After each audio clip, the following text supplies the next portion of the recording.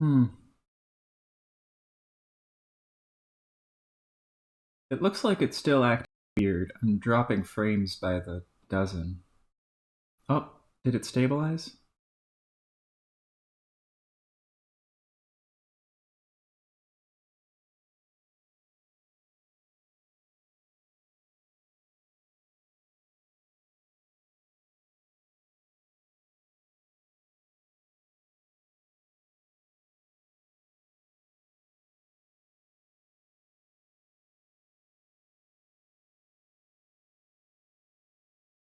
I'm gonna see if I can't close everything.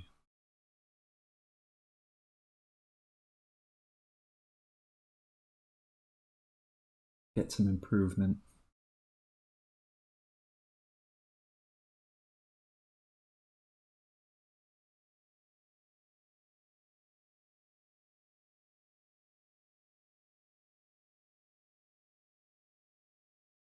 There, is that better?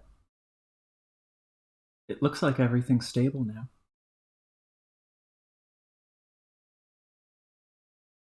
Okay. Good stuff. Yeah, my browser was chewing up a whole bunch of stuff. You know what? I still have one browser open.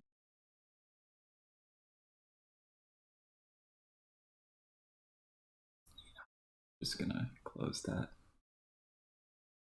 See if that does the final fix. Okay, that looks good. Hmm. Wonder why I was being so dumb. Maybe I just only have so much VRAM. Oh well.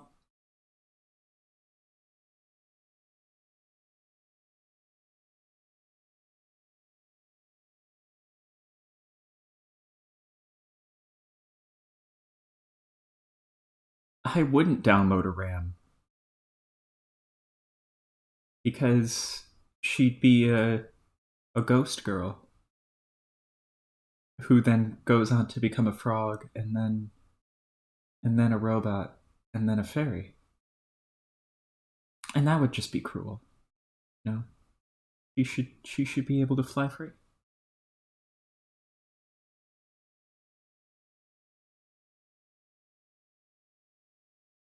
Speaking of which, you should probably recolor all the Aradia panels so she looks like a robot too. It is a major commitment keeping up with all your ships, but it is worth it.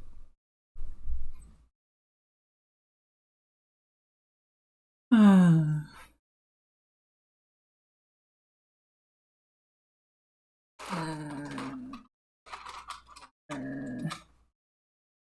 Meh. Meh.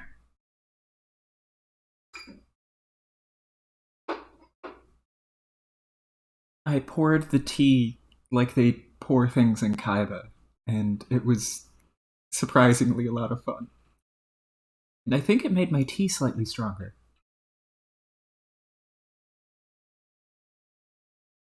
So I am happy with my tea.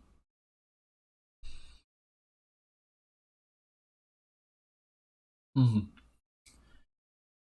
Uh, one more thing, and then I'm ready to go.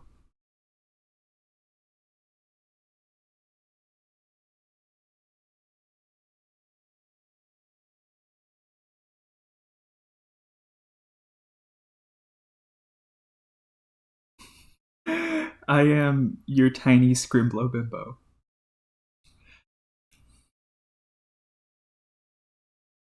And yes, it sure does. I can't wait.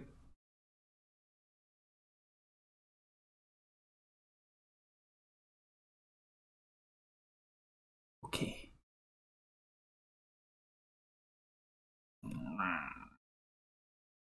Let's get started. Ah. Ah. Ah. Zoom, zoom, zoom, zoom, zoom, zoom, zoom, zoom, zoom, zoom, zoom. Karkat, recruit Vriska. Arsinogeneticists began trolling Arachnid's crypt. Okay, this is going to sound preposterous given our last conversation, and I guess practically every conversation preceding it. And I'm probably going to have to do something completely disgusting like apologize. And even though I'll hate myself for it, I will totally mean it. I promise. Like, really, really mean it. You're going to ask me to join your team, aren't you? Yeah. How did you know? I don't seem to have much choice. I don't seem to have much choice now. Aradia kicked me off the good team. Wow, that is great. Wait, sorry. No, wait, I don't have to apologize. That's right, you have no choice now. I apologize to myself for offering you a shitty, meaningless apology. Apology accepted, Carcat. Let's bury the Thresher with the totally platonic bro bulge bump. Bump! You dork. Do you really think your usual pedantic quips are going to bug me now? I'm not trying to bug you. I'm trying to get you to join my damn team. Now step in line, Circuit. I was just betrayed and abandoned by my two accomplices and best pals, and on top of that, I am soaked in the blood of my Lucis, which I just had to decapitate myself. So listening to a crabby asshole be all tickled with his own mediocre retorts isn't going to spoil my evening. Okay, well, sorry to hear about that. But I mean, you can just dump her carcass in the kernel and bring her back stronger than ever. Wow. Good to know. I guess. Now why don't you hop in the trap, wash that nasty blue shit off, and join our fucking session already? What? It's so rude to dictate hygiene procedure to a lady, under any circumstance, even for douchey loudmouths with delusions of leadership. Maybe you should try to think about the dumb things that fall out of your protein chute for once, Vantes. Blah, blah, blah. Now my chute is doing a fucking stellar impression of something that doesn't give a shit. Anyway, you know my blood's the prettiest, and you'd obviously kill to have it. No, it sucks. Totally happy with mine. Nice try, though. BS. Why would you hide behind your lame gray anonymity, then? You do realize everyone thinks that's totally lame, right? It's nobody's business, and I don't see why it should be a matter of fucking public record. I'm not gonna wear that shit on my sleeve like you do, literally and figuratively. It's private, so everyone can go point their probing busybody sniff nodes up their own impertinent seed flaps. Fine. Like anyone really cares. It's just lame and insecure. So why don't you tell me what I've got to do here? I await instruction from my big shot, A-blooded leader. Okay, first things first. You've got to connect with Tavros quickly and get him in the session before he gets killed. Yeah, seed flaps. What? Can't someone else do that? No. Why? What's the big deal? Just do it. But I hate that guy. Who cares? This is your command decision? Getting someone who hates a guy to save his life? Pretty weak, boss. Why do you even hate him? It's fucking ridiculous. If anything, you should pity him. Especially since you were the one who paralyzed him. I know. I don't really understand it. It's just a really special kind of hate. It never goes away, and it doesn't make a lot of sense. Is this kind of a weird time to be confiding in me about your feelings of this is kind of a weird time to be confiding in me about your feelings of black romance, but okay. Oh, God, what? I mean, if you're really implying Tavros is your kismesis. I think you're braying up the wrong fraud nub. Both parties have to hate each other equally. I mean, like, true hate. Maybe your feelings come somewhat close to fitting the bill, but I don't think he can hate anyone. It's weird. He's kind of broken in the head. fuck? What are you talking about? I think this subject is beyond a lot of people's grasp, but I know a lot about it. Nobody ever really wants to talk to me about it, though. Whoa, really? Oh, no shit, really? Okay, most people who haven't had their lobe stem cauterized are capable of feeling the two primary emotions, hate and pity. Pity is, of course, just the toned down version of the central emotion, hate. And all the nuances of pity manifest as various other kinds of feelings like whatever chemical reactions trigger mating fondness, or the mysterious forces that are behind more allegiance. Carcat, holy fuck. So boring. A well-balanced person is going to have a good distribution between hate and the various pity humors. Having a good balance keeps all the emotions sharper. See, I think that's your problem. Oh, I hope you know I already wore out some good note-taking pens today. All the pens. All of them. See, my hate is like a finely tuned instrument because I'm aware of these principles. I could hate a hole in paradox space itself, straight through to a new reality, fresh for the hating. Oh my god, he literally did that though. You don't even know how much I'm laughing at this. But see, you're too heavy on the hate side, or at least you pretend to be, which is maybe worse. You aren't reading anything I say, are you? You just want to talk and talk and talk. And you think you're hating up everyone hard when you're really just burning out that entire emotional hemisphere. It's like lukewarm hate, pretender's hate, with no counterpoint at all. As such, there's no real substance to your hate. It's like a cardboard movie prop. Which is why your brain is broken, kind of like Tavros's, but on the opposite hemisphere, I guess. Or maybe your broken brain led to the imbalance in the first place. I don't know. Whatever the case is, you're kind of emotionally screwed, sorry to say. Your hate's too dull for a proper kismesis, in my opinion. And I don't really see anyone chomping at the bit to be your Moirail, honestly. Unless there's someone out there who would actually bother pitying you. And landing a mate sprint? Seriously, like that would even interest you. Basically, any feature of your emotional profile that usually makes someone viable in the red ROM department must be totally fried. Your black ROM potential's probably toast, too. Hey, are you there? Oh, yeah. I started tuning you out. Are you done? No way! I could go on! This is fascinating! Tell me how the fuck this isn't fascinating! Did you learn this crap from your awful romance history? Awful romance movies? They're really intriguing sociologically. Incredibly complex, sophisticated stories. You wouldn't get it. Hey, asshole. Stop watching movies for girls. What part of intriguing sociologically don't you understand? Also, they're awesome. Shut up. Okay. Man, just let me connect to stupid boy dumbfuck so I don't have to listen to this anymore. Yeah, okay. Oh, wait! I never even got to the damn point! What is it now? I didn't need you specifically to connect to Tavros. I mean, I could get any schlub to do that. You just have to get in there ASAP because I really need your mind powers. You do? I mean, obviously you do. Duh. What for?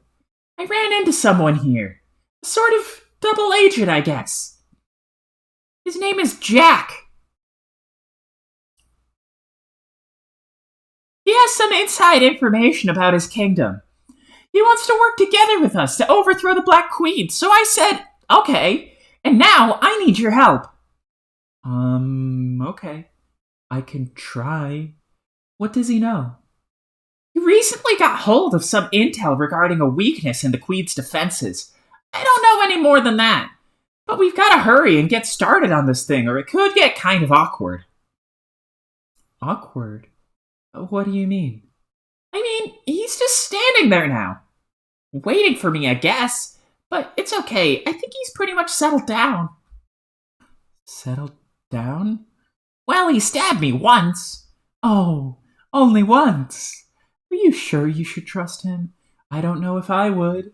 But hey, I'm not the leader.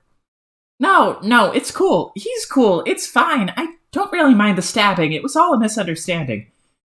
Well, okay, I'm pretty sure he meant to stab me, but I think that's like the way he greets people? This game is so stupid. In any case, I think he's probably all stabbed out. Phew. Oh man. Since you're bleeding, I should ask Terezi what color your blood is. Good luck with that. She can't even see me or smell me or anything. I'm way out of my hive somewhere else on the planet. Okay, then I'll ask Jack. No, Jack won't tell. I made him a promise he wouldn't tell. Damn it. Stupid, lousy, tight-lipped, stab-happy double agents. Doesn't Trollian have some kind of viewport feature?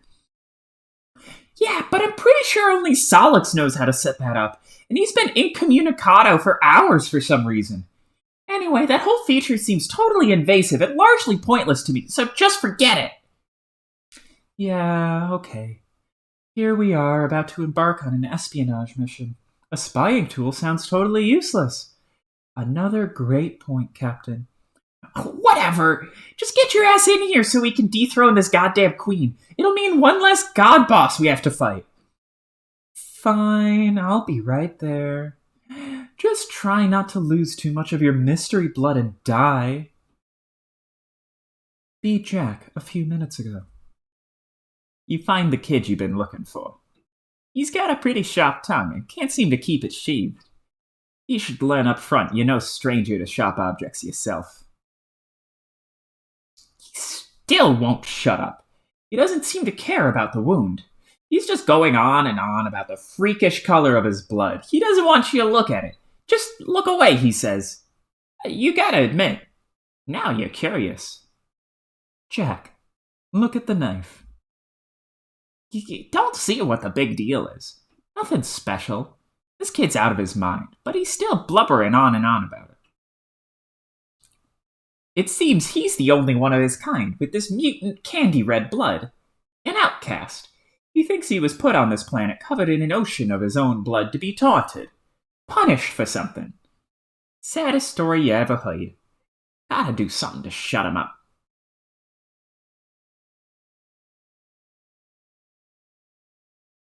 That symbol looks familiar.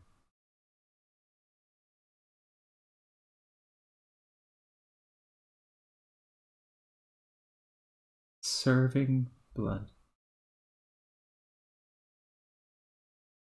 Arcat, be in cahoots with Jack. Cahoots! Operation Register. Blood, huge bitch. Wait a minute. That ink. That's got a cuttlefish in it, but it looks like one of the skulls. Just stretched out. That's interesting. You and your like-blooded accomplice soon put Operation Register into motion, a contingency plan with the Archagent a contingency plan which the Archagent conveniently had on file and named himself. If it were drafted by a legitimate contingency firm, it would ostensibly have been given a better title. Your whole team executes the plan along the course of its journey, employing espionage, mind control tactics, political sabotage, vicious interrogations, and cold-blooded assassinations.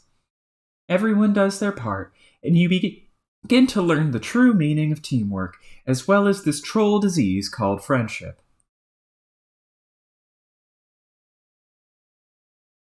But before a single step is taken, Jack briefs you on the intelligence uncovered by one of his agents.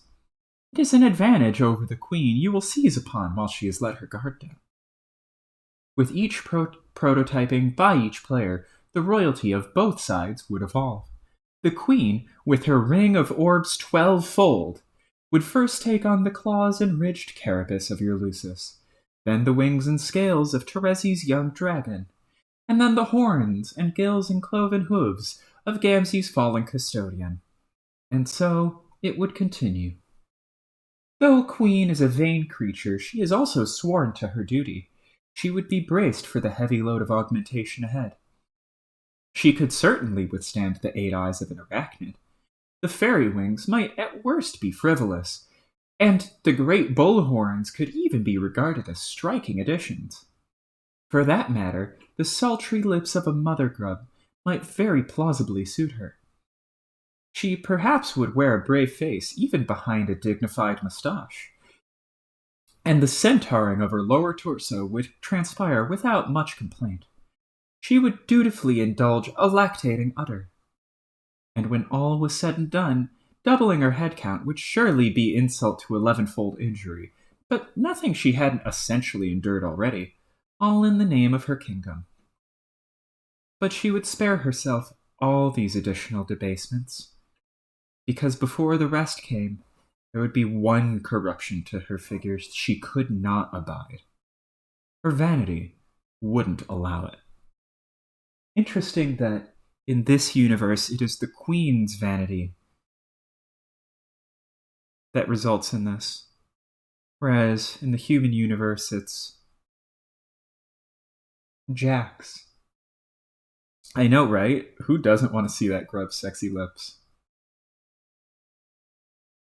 She could not stand bearing the visage of the most loathsome creature known to existence. So vile is its appearance, so contemptuous its purpose. All depictions of the creature, let alone members of its population, are permanently banned from any jurisdiction in the reach of her agents. Those of its kind go by many names, and so does the reviled patron god they herald. The Great Detestation, King Pond Squatter, the speaker of the vast joke, or most commonly, Bilious Slick. Bilious Slick? It's hard to tell which one would be more derisive. His true name is of course forbidden, and wearing his face is where she drew the line. She removed the ring and concealed it in the royal vault while she was quite sure no one was looking. She then retired to her private chamber from which she would dispatch orders, no one the wiser of her disadvantage. Or so she thought. One moment.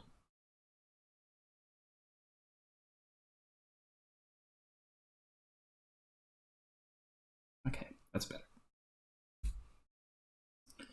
Red Team. Execute Operation Regiserp. The operation in time would be a total success. The banished quasi-royal would make the future Alternian wasteland her home. Until she was given a new purpose. Interesting, Doc Scratch is wearing his pistol.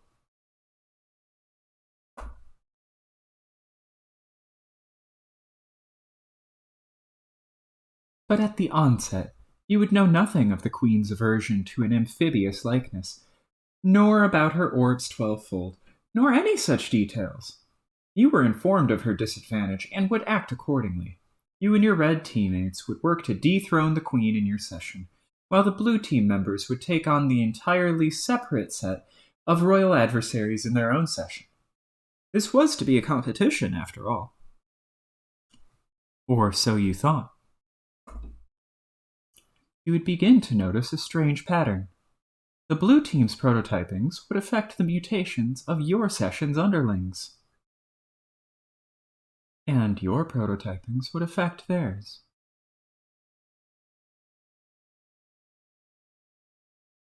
Though the signs pointed to 2 distinct sessions, 2 sets of mystic ruins, 2 opposing teams, 2 separate chains of connected players, this was all misleading. Aradia discovered these, and she's red-blooded. Kanaya discovered these, and she is green-blooded.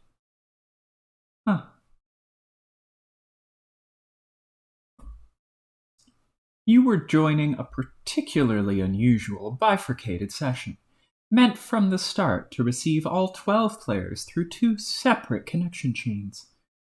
A session with one Skya about which 12 planets would circle, with one army of dark and one of light, with one pair of kings and one pair of queens, and with one cantankerous archagent and his typical disdain for authority. It wouldn't be until later in your session, when the full chain was nearly closed, that you would realize the truth. The truth was that it had always been the same session all along, that your teams were not competing, but cooperating toward a common goal. The more drawn-out form of this adventure's narrative. In the more drawn-out form of this adventure's narrative, figuring this out would have been a huge deal. We would have been completely blown away by this stunning revelation. Wow, same session all along. Really? Huh. But since we've decided to engage this epic in shorthand, you feel you must insist that we continue with this expository interlude. It would turn out that the arrangement of planets looked like this, rather. Bifurcated from each other, each team appearing to comprise a distinct chain in a distinct session, without the luxury of the complete picture we see here. That's... Ah, I see.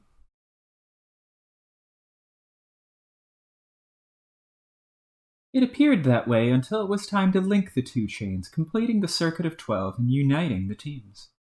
For these final two links, Skya had a plan, as it did with the order of every preceding link, and as it did with the paradoxical seating of its own players on the surface of the planet it would later devastate to buy itself time. Its plan was as inescapable as all others, as inevitable as the reckoning it would ultimately face. The Mobius double reach around.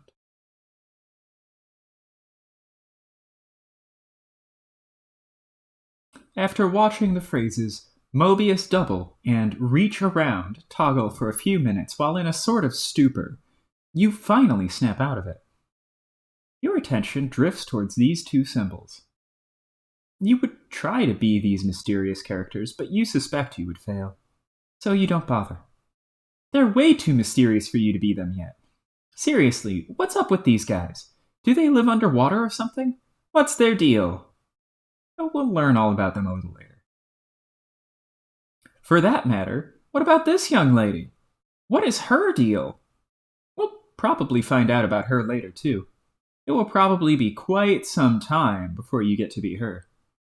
Could very well be pages, and pages, and pages, and pages, and pages, and pages. Seriously, it could take forever. Enter name. Your name is Kanaya Mariam. You are one of the few of your kind who can withstand the blistering Alternian sun, and perhaps the only who enjoys the feel of its rays. As such, you are one of the few of your kind who has taken a shining to landscaping. You have cultivated a lush oasis around your hive, and in particular you have honed your craft through the art of topiary, sculpting your trees to match the puffy oracles from your dreams. You have embraced the tool of this trade, which conveniently is the weapon of choice for those who would hunt the heinous broods of the undead, which crawl from the sand at sunrise to feast on the light and the living. First mention of the undead. And they're in the sunlight. Interesting. It would be convenient if you actually hunted them, but it is, of course, far too dangerous, every bit as suicidal as attempting to poach the terrible muscle beasts who roam at night. So you indulge in your bright fascination with the grim through literature. Just before the sun goes down and you join your flora and rest, you immerse yourself in tales of rainbow drinkers and shadow droppers and forbidden passion. You are one of the few of your kind with jade green blood. As such, you are one of the few who could be selected and raised by a virgin mother grub, an event so rare as to elude documented precedent. She would defend you from desert threats, and though her life would be short, in time you would assure her of progeny. You are one of the few of your kind whose affection for the aesthetic strongly overpowers instinctive regard for the utilitarian. As such, you are one of the few of your kind who has developed a zeal for fashion and design, and lively, colorful patterns. Interesting that most of the trolls' fashion sense takes after Jack, and she takes after the Queen. Also, hi, Rosie. Yes, she is gay. Everyone on Alternia is bisexual except for Kanaya. She is gay. You decorate your hive with flora and fabric, as delicately or aggressively as inspiration demands. You are a seamstress, or a rag ripper, or a tree trimmer, or a lumberjack, whichever you care to be, and your unique hive is equipped with a great supply of advanced technology to accommodate your interests.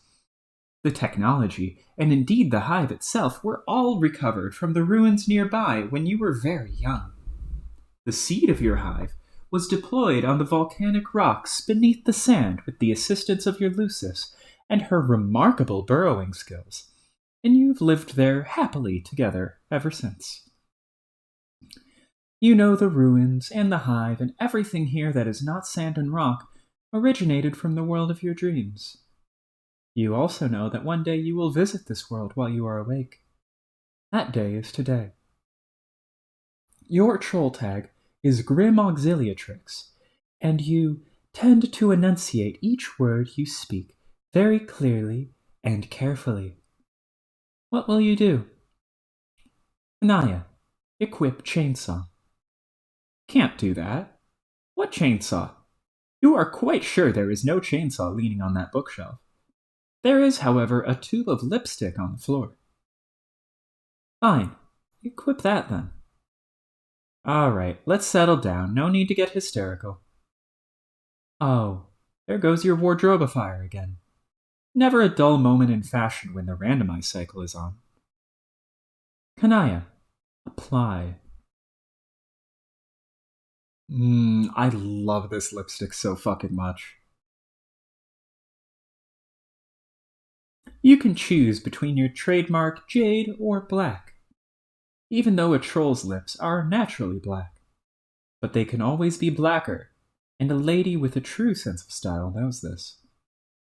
In any case, you think you'll mix things up and go with green for a while. Kanaya, answer CC. Cuttlefish Color began trolling Grim Auxiliatrix. Hello! Hey. Kanaya, hi! Glub, glub, glub, glub, glub. You seem more excited than usual. Or less. I can't tell.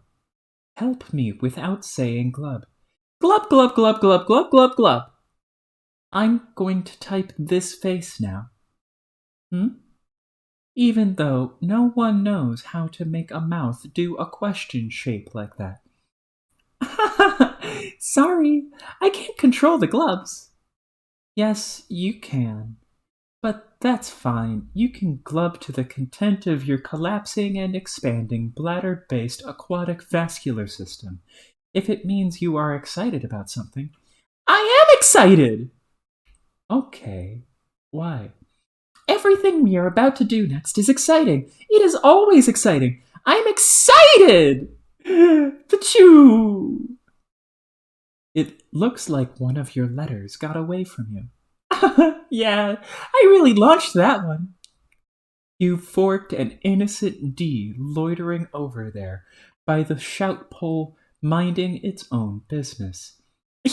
Glub, glub, glub. Hey! Let's stop being stupid for a minute. Yeah, sure. I am just worked up about this game. It will be great! I've been waiting a long time to get started. We all have. I thought so. I have been cloaked in a mood of perpetual anticipation for some time as well. We should compare notes. Even even though we are on different teams. Well, not really. Really? See, this is why we should be comparing notes! What notes would you like to submit for comparison? Well, I am going to join my team pretty late. I think I have to. I will need to connect after my goofball Moirail does so I can keep my goggles on, like nefarious escapades. It's a tough job, but it's important. Oh, so I can keep my goggles on his nefarious escapades. It's a tough job, but it's important. Everyone has an important job to do. Yeah. Isn't that what you're doing too? Joining late to keep an eye on yours? I don't know for a fact she is mine. You're not supposed to know for a fact, dummy. You just do what you think is right, and even if you were wrong, the worst that happened was you helped somebody, and helped the whole world too. I know. But what if I don't really want her to be that? Glub, glub, glub, glub, shrug. Yeah, glub, glub, shrug is the right attitude, I think. Our minds are already made up anyway, aren't they? Yes, probably. Your clouds tell you everything, so what do you even have to worry about? They don't tell me everything, just as I am sure she doesn't whisper everything to you. That's true. Oh, shucks, now I'm going to get sad. She will be gone soon. Though I guess it will be a relief not to have to worry about keeping her voice down anymore. I wonder if any other kid on the planet has as many burdens in the fire as you. I doubt it. They aren't burdens. Okay, I guess they are. But I love them, and I wouldn't have it any other way because this is why I'm here. On that note, I think I'm going to go say goodbye to her. Maybe you should too, while you have the chance. Even though I'll see her again soon, which still seems kind of strange to me, but that's why this is all so exciting! Kanaya, bye! Cuttlefish Color ceased trolling grim auxiliatrix. Kanaya, check on Lucis. You had nearly forgotten. Today her time would come. Maybe you should be there in her final moment. But then it isn't exactly final, is it? Death is pretty confusing without the finality. Oh, you don't say. Kanaya, you don't say death is confusing without the finality. You don't say.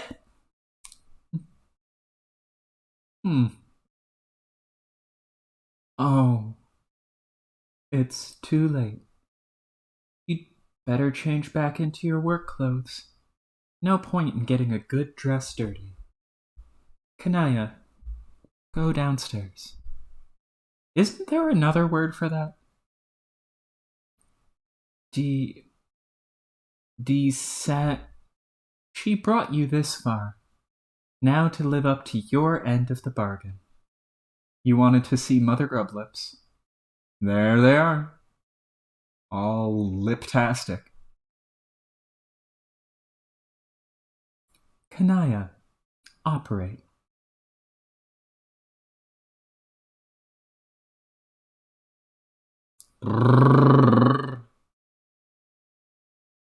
Splorch. Kanaya, capture log that thing.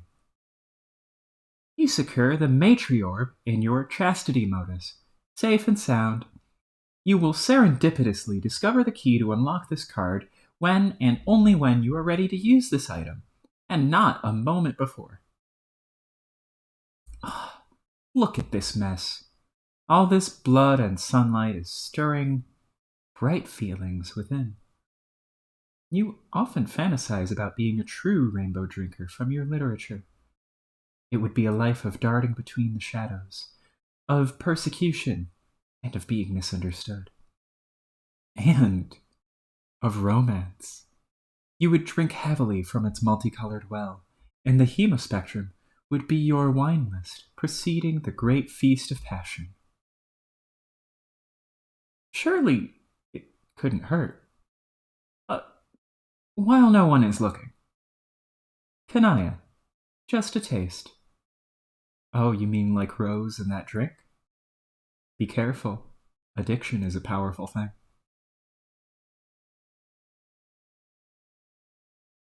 Ah, she looks so elegant, so composed, so blah! Kanaya, meddle with Moirail. What? Just wanted to know. Is your Lucis dead yet? You then proceed to have the rest of this conversation we already read, bugging and bussing and meddling through the special and magical union one can only describe as being in more allegiance with one another. At least you guess that's how you would describe it. Maybe. Troll romance sure is confusing. You will put her out of your mind for a while. It would be hours before you have to connect with her anyway. Might as well pack this thing up and head inside. Oh, what now? What could this guy want? It never ends. I'm only just realizing that space players tend to have lunch tops. What's that about? Kanaya, answer CA. Caligula's aquarium began trolling Grim Auxiliatrix. Ugh, fuck this guy. Can, make her talk to me, do something. Who? You're no good conniving fucking backstabbing girl crush, that's who. Overstating our relationship won't make me feel very cooperative. It's paler red than that, okay? Psh, that is a fucking laugh, and you know everyone does. You know it. Everyone does. Oh, I hate him so much. So help me out. Tell her to talk to me. I think she blocked me. You got to. Why do I got to? I don't got to, and every time you take my help for granted, I feel like I got to a little less. Whatever. You are so the village two-wheel device when it comes to auspicing. You can't let a grudge go by you won't stick your busy stem betwixt, so get with the program, Fussy Fangs. If your slander weren't so predictable, I'd block you too for saying that. Has it occurred to you she may have blocked you because you are very overbearing? I just said that aloud now in your silly accent and had a private moment of enjoyment. Who gives a shit why she blocked me or about my fucking manners? Come on, you got away with her. I figure if you're going to ostracize any two brine suckers who sneer at each other a funny way, you might as well make it official and be ours, right? Your black solicitation just seems really indecent. What do you want from her anyway? She made me something per a prior arrangement. She will deliver it when we meet in this game, but I don't know what the logistics are yet. I'm trying to connecteer with her here, but she's blowing me off again with this fickle dirt scraping land hag. What is it? Stupid. What do you think? It's a fucking gizmo to blow up the world or something? Okay, well, not that obviously. But something that'll kill all land dwellers. What else would I be after?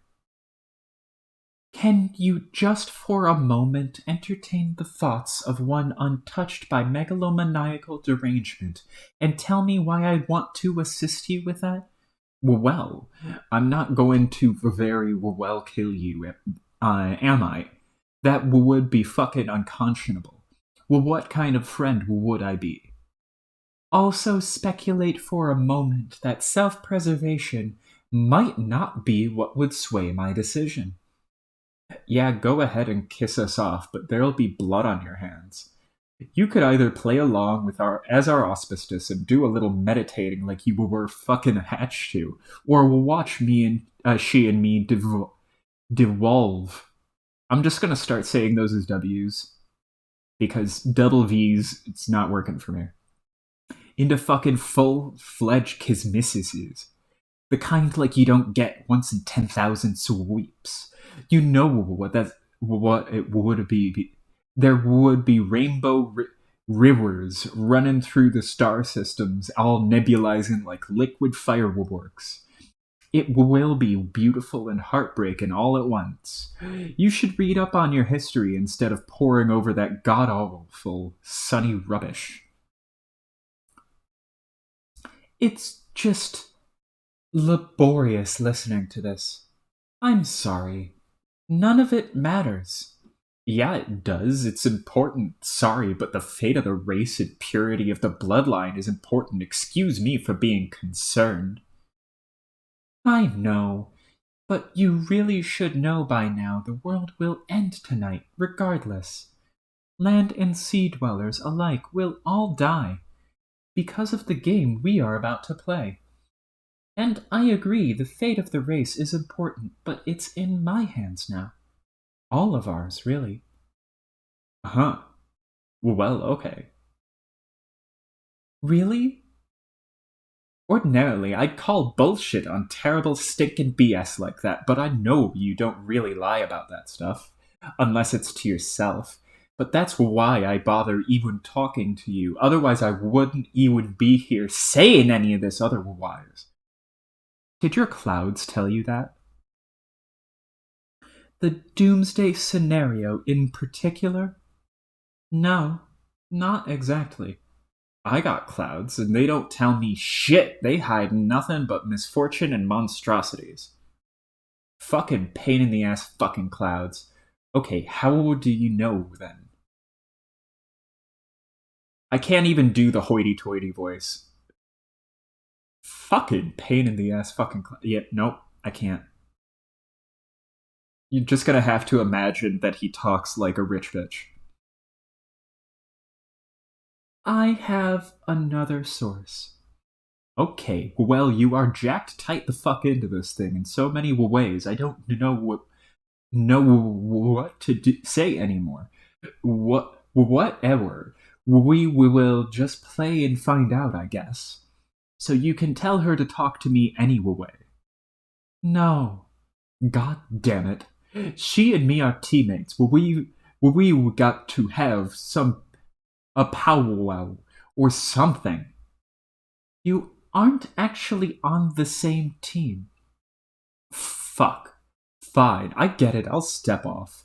You don't want to be our auspicious, because you don't want to get locked into that sort of relation with her. I can respect that. No, that's not it. Yeah, it is. Your real feelings run pretty awful ruddy, methinks. Everybody knows it. Especially that ass-blood cockhat. He and me, how you so pegged about that, it's upright silly. But it's cool, it's totally fine. Don't worry, I'll leave you alone and give you shot. I hate it. I hate him. I hate him so much. It's unbelievable. Her patience. Wait. Wait. Who? Never mind. Okay, wait. Did she talk to you today? What did she say? Or glub, or whatever. Something about longing to touch you indiscreetly. What?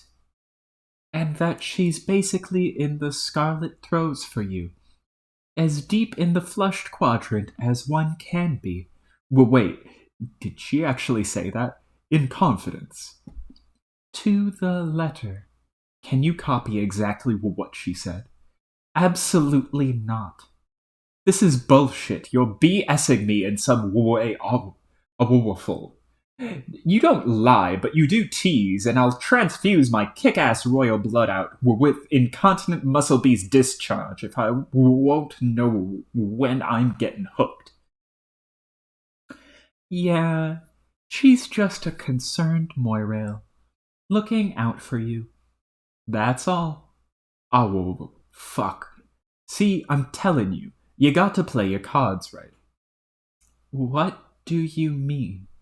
If you're not savvy about how you define yourself to people, you can just splash into the Moirel zone before you know which way's upward. Oh, it's hard. What? Being a kid and growing up. It's hard, and nobody understands. Caligula's aquarium. Cease trolling Grim Auxiliatrix. Oh, thank fucking God. Oh, I hate him so much.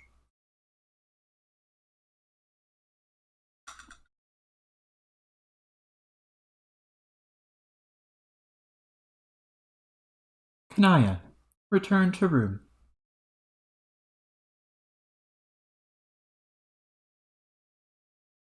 There is a lot to do before you enter. There will be a lot of people to talk to and help along the way. No, not meddle with or mediate. Help, damn it! You are very helpful. You have a lot of inside information on what you and your co-players are about to face. Oh, that is one hell of a Freudian slip. You are jacked tight the fuck into this thing in so many ways we don't know what to say anymore. And it's not just cloud visions either. You have another source. Kanaya, consult source.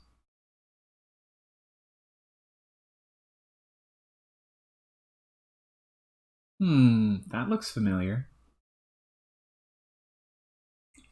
In one dream, the clouds pointed you to the address of a hidden server in an obscure pocket of a realm unknowable to mortals. It contains a journal written by a young member of an alien species. She has documented her experiences playing the game you are about to play. You can only assume this took place a long time ago. This race is likely ancient, preceding yours by millions of sweeps, maybe billions. You like to try and imagine the adventures of these players. Were they successful in repopulating their race? Did they manage to protect their matriarch and hatch a new mother grub? Could they hold it together, or were they torn apart by the complex social dynamics, the matespertships and moral allegiances and auspisticisms and kismessitudes that will surely plague your group along the way? You have little doubt that they succeeded with flying colors.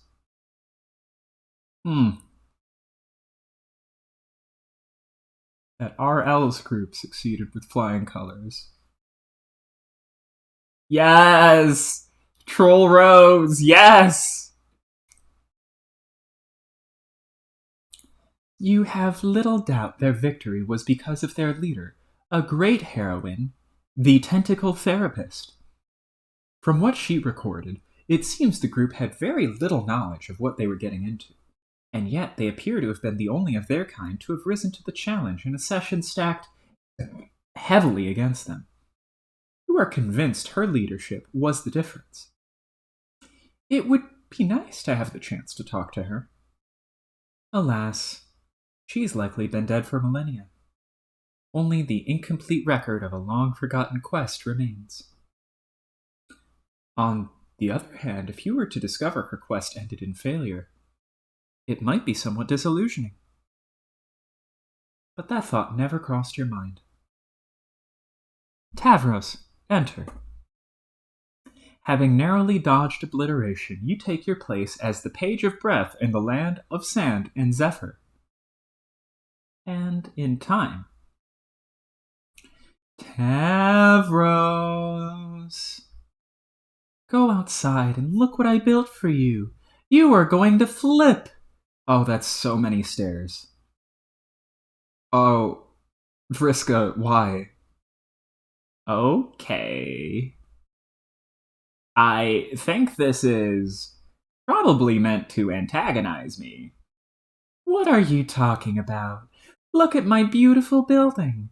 Don't you think it's about time someone got a little creative with this game? Um, maybe. Everyone wants to do things the boring way. Didn't we make a truce, Tavros? That we would try to be less boring from now on? You don't want to break your truce with me, do you, Tavros? No. Great. Now get climbing. Please don't read this as a boring thing, I hope. But it's physically impossible to do that. Mostly. Man, I knew it. Torius News is back in action. Why don't you, in not boring way, build more inclined surfaces, like you did over there? Maybe you could color them with fun colors, so you won't think they're boring and get angry at me some more. I built that ramp because we were in a hurry to save your life, remember? A dead Tavros is even more boring than an alive and crippled Tavros, by a slim margin. My stair structure is lovely, and I'm not changing it. Now hop out of your wheel device and get climbing. Climbing. Or crawling. Whatever. Stop being so helpless. It's pathetic. It will take a long time. What's the rush? You're in the game, safe and sound. Look in the sky. Do you see any meteors? I sure don't. But there are imps around, and I'll be sort of defenseless, lying down on stairs. I mean, we did tell you about stairs.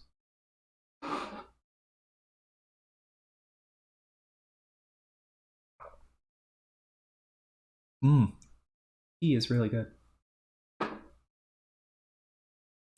Sigh. You did not just use that excuse. We both know you can commune with these things. Hey, why don't you psychically command them to carry you up? Oh my god, that is a great idea. Once again, leave it to Vriska to come up with the creative solutions. I wouldn't really want to make them do that. I just don't understand why we can't do this the easy way. What good would that do you? Whatever the purpose of this game is, it makes you work hard for it. That way, you become stronger along the way, and you are better prepared for whatever's next. Remember when we used to flarp together? It was the exact same principle. And that's why you were always outmatched. You were too soft and not well prepared. Nothing comes easy, Tavros. That is why we go through the trials in the brooding caverns when we are young, to make sure we are strong when we come out. Do you remember the trials, Tavros? Not very well. No. Well, I do, and they were a bitch. A huge bitch. Blah blah. But now that I think about it, it would make perfect sense if your trials were really easy by some mistake. That is why you are such a soggy phlegm sponge, and why you got picked up by such a sad, frail little Lucis. But that's okay. It probably wasn't your fault. Just a bad break. You're lucky you have me as a server player, so I can challenge you and help you to get strong. Now hop out of that seat and get climbing. I will deliver the device to you once you are at the top.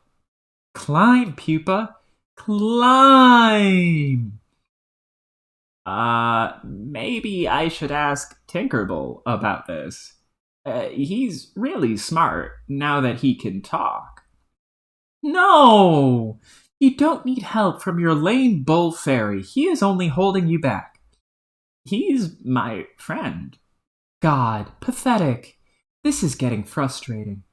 Why did I have to get stuck with this useless bastard? Just my luck. Do you have any idea how inconvenient this is? Do you have any sympathy for what I'm dealing with here? You're so inconsiderate. You just sit there looking smug. It's infuriating to look at you. You haven't even thanked me, or apologized for that matter. Thanks, Vriska, for saving, my life. It sure was brave and heroic and pretty of you. Also, um, I am sorry from the bottom of my nook. Seriously, how hard would that have been? Okay. Thanks, I guess. But sorry for what? For being useless shit, you ass. You want me to apologize for being paralyzed? Yes. Say you're sorry. I don't mean to be rude or boring, but that's ridiculous given the circumstances. Bullshit. It's something called basic decency and civility, you fudge-blooded boor. Now get down on your useless wobbly knees and apologize. Uh, no. I don't want to.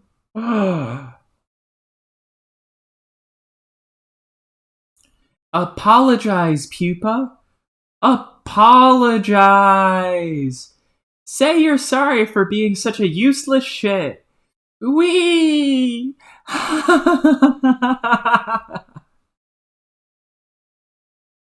Tavros, summon Rufio.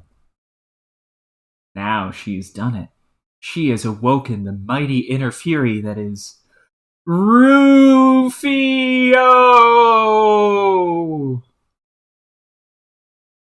But unfortunately, Rufio is not real.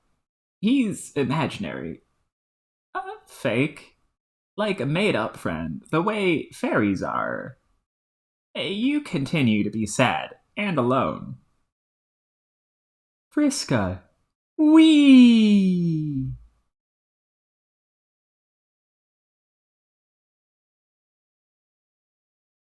Yes. Yes! Kanaya, mediate. With a toilet. Hey, what's your deal? Shouldn't you be helping me out of this jam instead of fussing with my plumbing?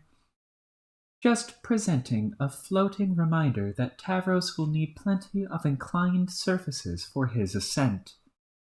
That's silly. I made so many ramps you wouldn't even believe it.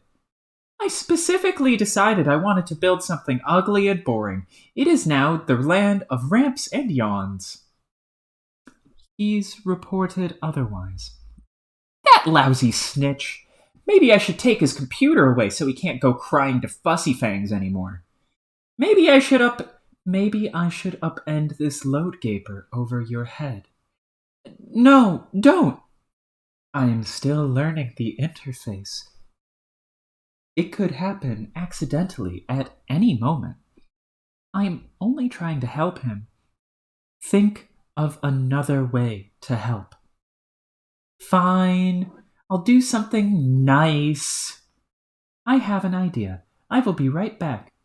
And for the record, I was going to do this anyway. I was just trying to make him a better player first. Okay. In the meantime, how about I serve my client player the way I think is best, and you can do the same for yours? I thought I was. Vriska, scurry downstairs.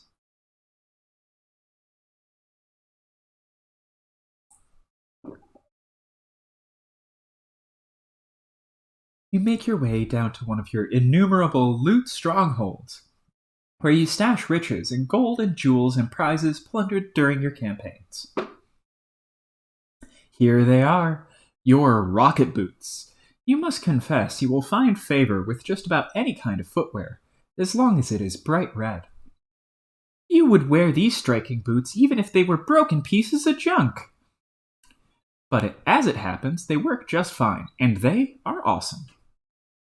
Vriska, take them. Vriska, go back up. Quit cleaning up after me. You are so ridiculous. Oh my god. Kanaya is the best. Shake.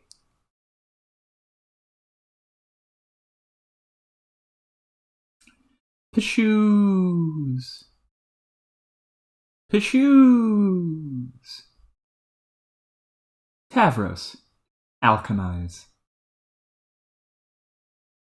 Pachoo. Tavros.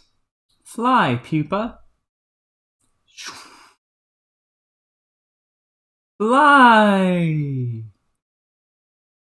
And again, in time, Tavros. Lead fearsome entourage into ruins. Commune. Oh. Tavros. Confer with teammate. Yes. Another piece fits. We are making some strict progress on this puzzle. Oh, that's cool, I guess. So, where do you think is the next one? I don't know. Probably buried in the stupid sand somewhere like all the others. Okay, that's mostly what I was thinking too, but it suddenly doesn't sound like you think the puzzle is cool. This puzzle sucks. All these puzzles suck. If I have to help you with one more dumb slab of boring rock into another, put one more dumb slab of boring rock into another stupid wall indentation, I'm going to put an indentation into my desk with my face. But it looks like a frog. And that's kind of fun. Snore. These puzzles are for wigglers. I solved way better puzzles than this in my heyday as Mindfang. Oh, look, some ruins. Oh, look, another mysterious recess in the wall. I wonder if something fits in there. It probably just opens a secret passage to more wall indentations. I am so over this puzzle. But they are necessary to solve, aren't they? To find new magical artifacts and things, and to learn about the lore of this land. Tavros, let you in on a little secret about the lore of your land. It's boring! The minds of your consorts are very soft and impressionable, as easily manipulated as all those imps you've been bossing around. I have picked apart their tiny little lizard brains and seen through all the smoke and mirrors of their riddles. I have gotten to the truth they are guarding, the great big mystery behind this planet. And do you know what it is, Tavros? No. It's bullshit! Meaningless, boring, fanciful bullshit wrapped in flowery poems to keep you guessing. It all leads to one thing anyway, and that's what we should put our attention on. Real gamers cut to the chase. They power through all the nonsense and go for the gold. They cheat, Tavros. It is time you learned to start cheating. I thought I kind of was cheating by making friends with monsters. Well, it's a good start. You are bending the rules and getting stuff done. Okay, I will admit, I'm fairly impressed with your progress so far, even though you still probably haven't killed even a single enemy. No, don't bother. I know you haven't. But maybe that's okay. Maybe it's just your style, and your real strength is surrounding yourself with allies who are much stronger than you. Like me. I'm sure there is more than one way up the Escher ladder. In your case, probably the only way is to roll gently up the Escher ramp. The path of the invalid. Yeah, I agree. But I think it's time to stop fucking around. You need to be challenged more. I have been designing a quest for you that should test your true limits. Oh. Is that what you were doing all this time? Yes. I mean, not that I don't appreciate it, but don't you have your own quest to do? Yeah, well, after she got me in the game, Kanaya just left me in the lurch, probably because she's dealing with her own crisis now. Which is just as well, because I was starting to get nannied hard. You wouldn't even believe it.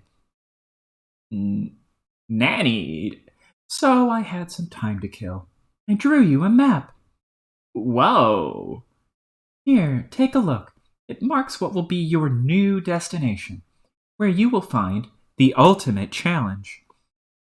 Tavros, look at map. I'm sure this map isn't going to be a heinous mess or anything. Oh, look! Okay, well, it's not really a mess, but it's definitely heinous. Zzz. More boring puzzles. Ignore them. To 7th gate. Go here. Where does it go? I have determined from your consorts that there is a terrible monster deep underground.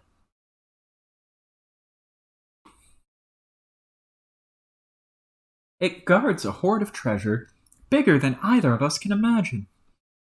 It is called a denizen. It is the boss of your whole planet. Tavros, you will go and face your denizen.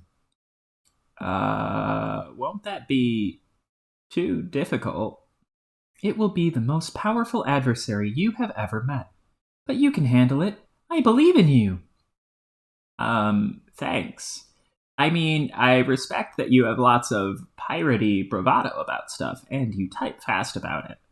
But I think this is foolish and not sensible. I will probably just get killed, realistically. Maybe.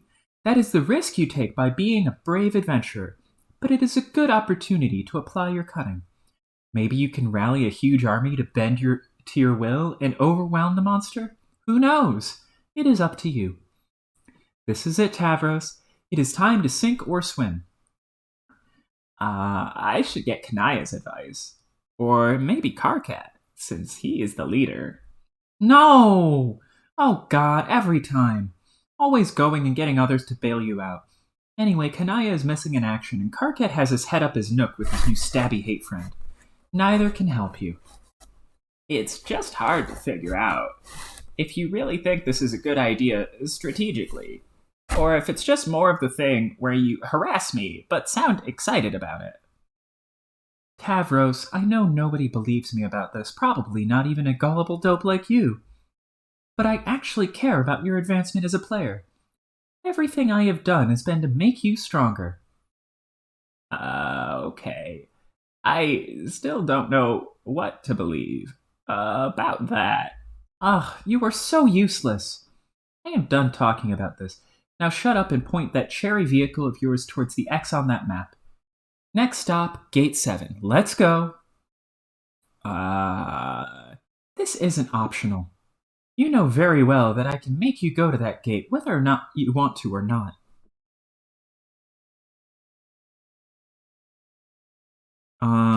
Okay. But I would rather it not have come to that. What will it be? Advance or advance? Okay. I will go. Oh, one last thing. Equip your Boy Skylark outfit. This will be Pupa's last stand. I mean, sit. Tavros, point cherry vehicle toward X on map.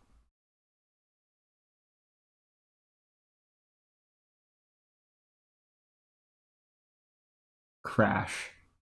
You proceed through what appears to be your second gate, into the land of maps and treasure. The thief of light lies in wait.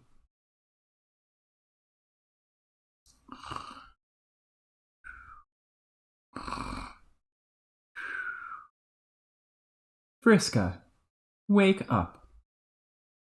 Oh my! It appears Pupa Pan himself has flown through your window while you were asleep. How exciting! Surely he is here to take you away on the adventure of a lifetime. He is more dreamy and heroic than you have ever imagined. Oh, but what's this? It seems the legendary boy Skylark has misplaced his shadow. He is looking everywhere for it, to no avail. He is having a devil of a time, what with being paralyzed from the waist down and all. He clearly needs your help. Vriska, help Pupa find Shadow. Pupa, you truly are a silly goose.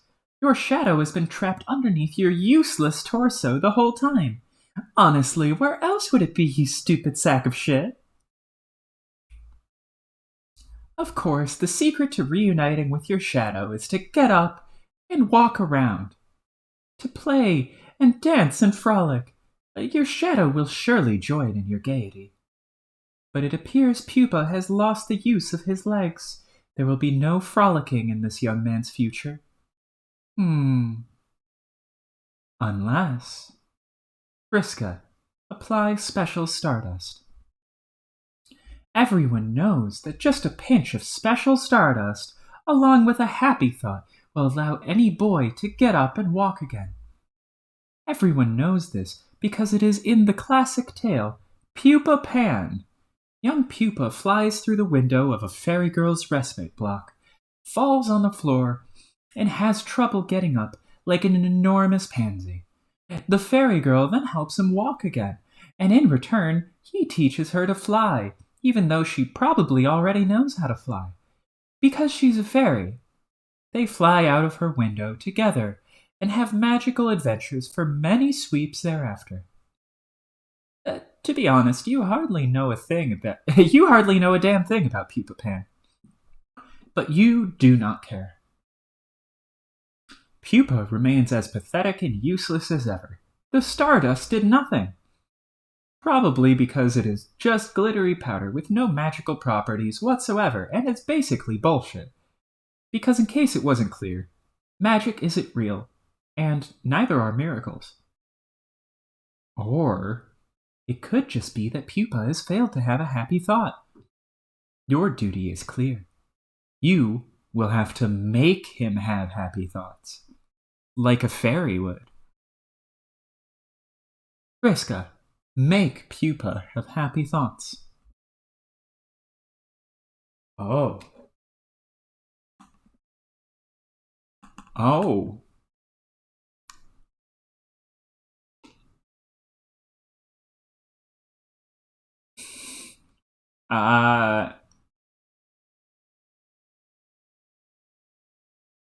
Dump. Manipulate.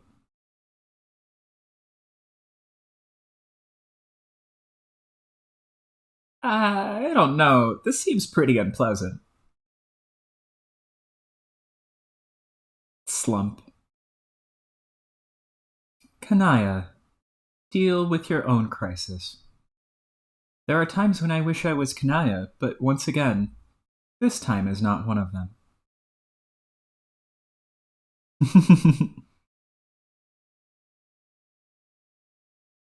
Phew. Crisis resolved. It was no doubt harrowing and suspenseful. Want a hot girl to manipulate you? That is a page-ass thing you just said right there. But in the meantime, you have left your client player in the lurch. Ideally, she has not gotten herself into too much trouble. And ideally, the dramatic irony has not gotten so thick you could draw a dotted line on it with a tube of lipstick and cut it in half with a chainsaw. Kanaya, return to saving client. Oh. I am using the unofficial Homestuck collection. I am also using the slur replacement project.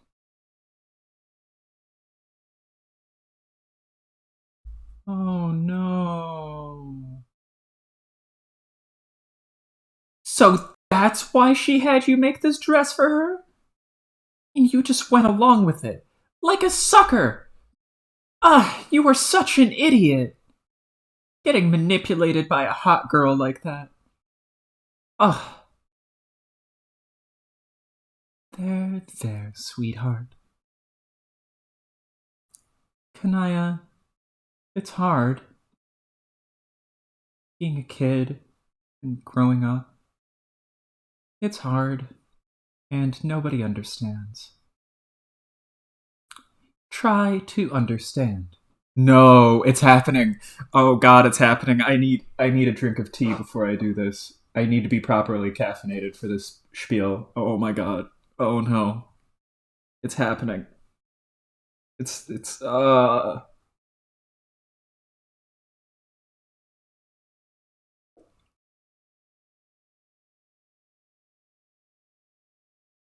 The trollmances. Just Google the Unofficial Homestuck collection.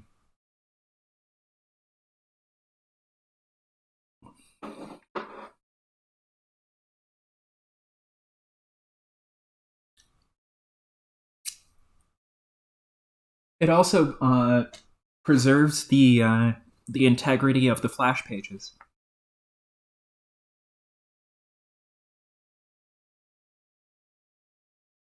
You can also download the Slur replacement project separately. I will warn you, you have to install it like it says, and then separately, you need to enable it. And there might be 2 different folders to put some stuff in, even though it says only 1. It's a little weird. It took me a couple of sessions to get it. Anyways. Try to understand. Yes! The problem is that when the subject of troll romance is broached, our sparing human intellects instantly assume the most ingratiating posture of surrender imaginable. But we will do our best to understand regardless. Humans have only one form of romance, and though we consider it a complicated subject spanning a wide range of emotions, social conventions, and implications for reproduction, it is ultimately a superficial slice of what trolls consider the full body of romantic experience. Our concept of romance, in spite of its capacity to fill our art and literature and to rule our individual destinies like little else, is still just that. A single, linear concept. A concept usually denoted by a single symbol. Heart. Yeah, I know. I just felt like it. It's entirely up to you. Troll romance is more complicated than that. Troll romance needs 4 symbols. Red romance, black romance, conciliatory, concupiscent? Concupiscent? Probably concupiscent.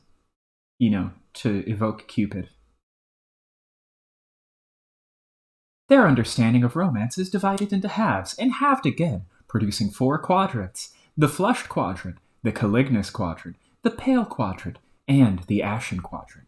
Each quadrant is grouped by the half they share, whether horizontally or vertically, depending on the overlapping properties one examines. The sharpest dichotomy, from an emotional perspective, is drawn between red romance and black romance.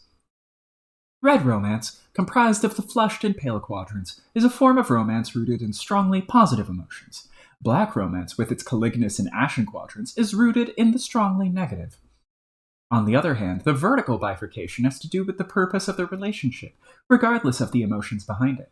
These quadrants, which are concupiscent, are flushed and the flushed and calignous have to do with facilitating the elaborate reproductive cycle of trolls.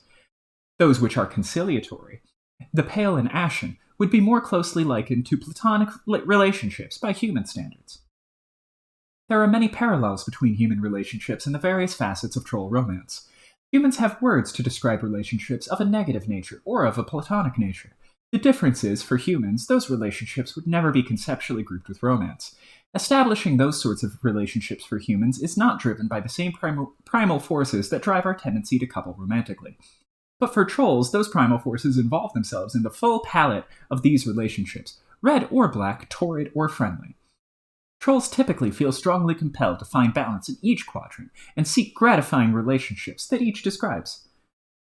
The challenge is particularly torturous for young trolls who must reconcile the wide range of contradictory emotions associated with this matrix, while understanding the nature of their various romantic urges for the first time. Of course, young humans have this challenge too. But for trolls, the challenge is 4-fold. Examine flushed quadrant.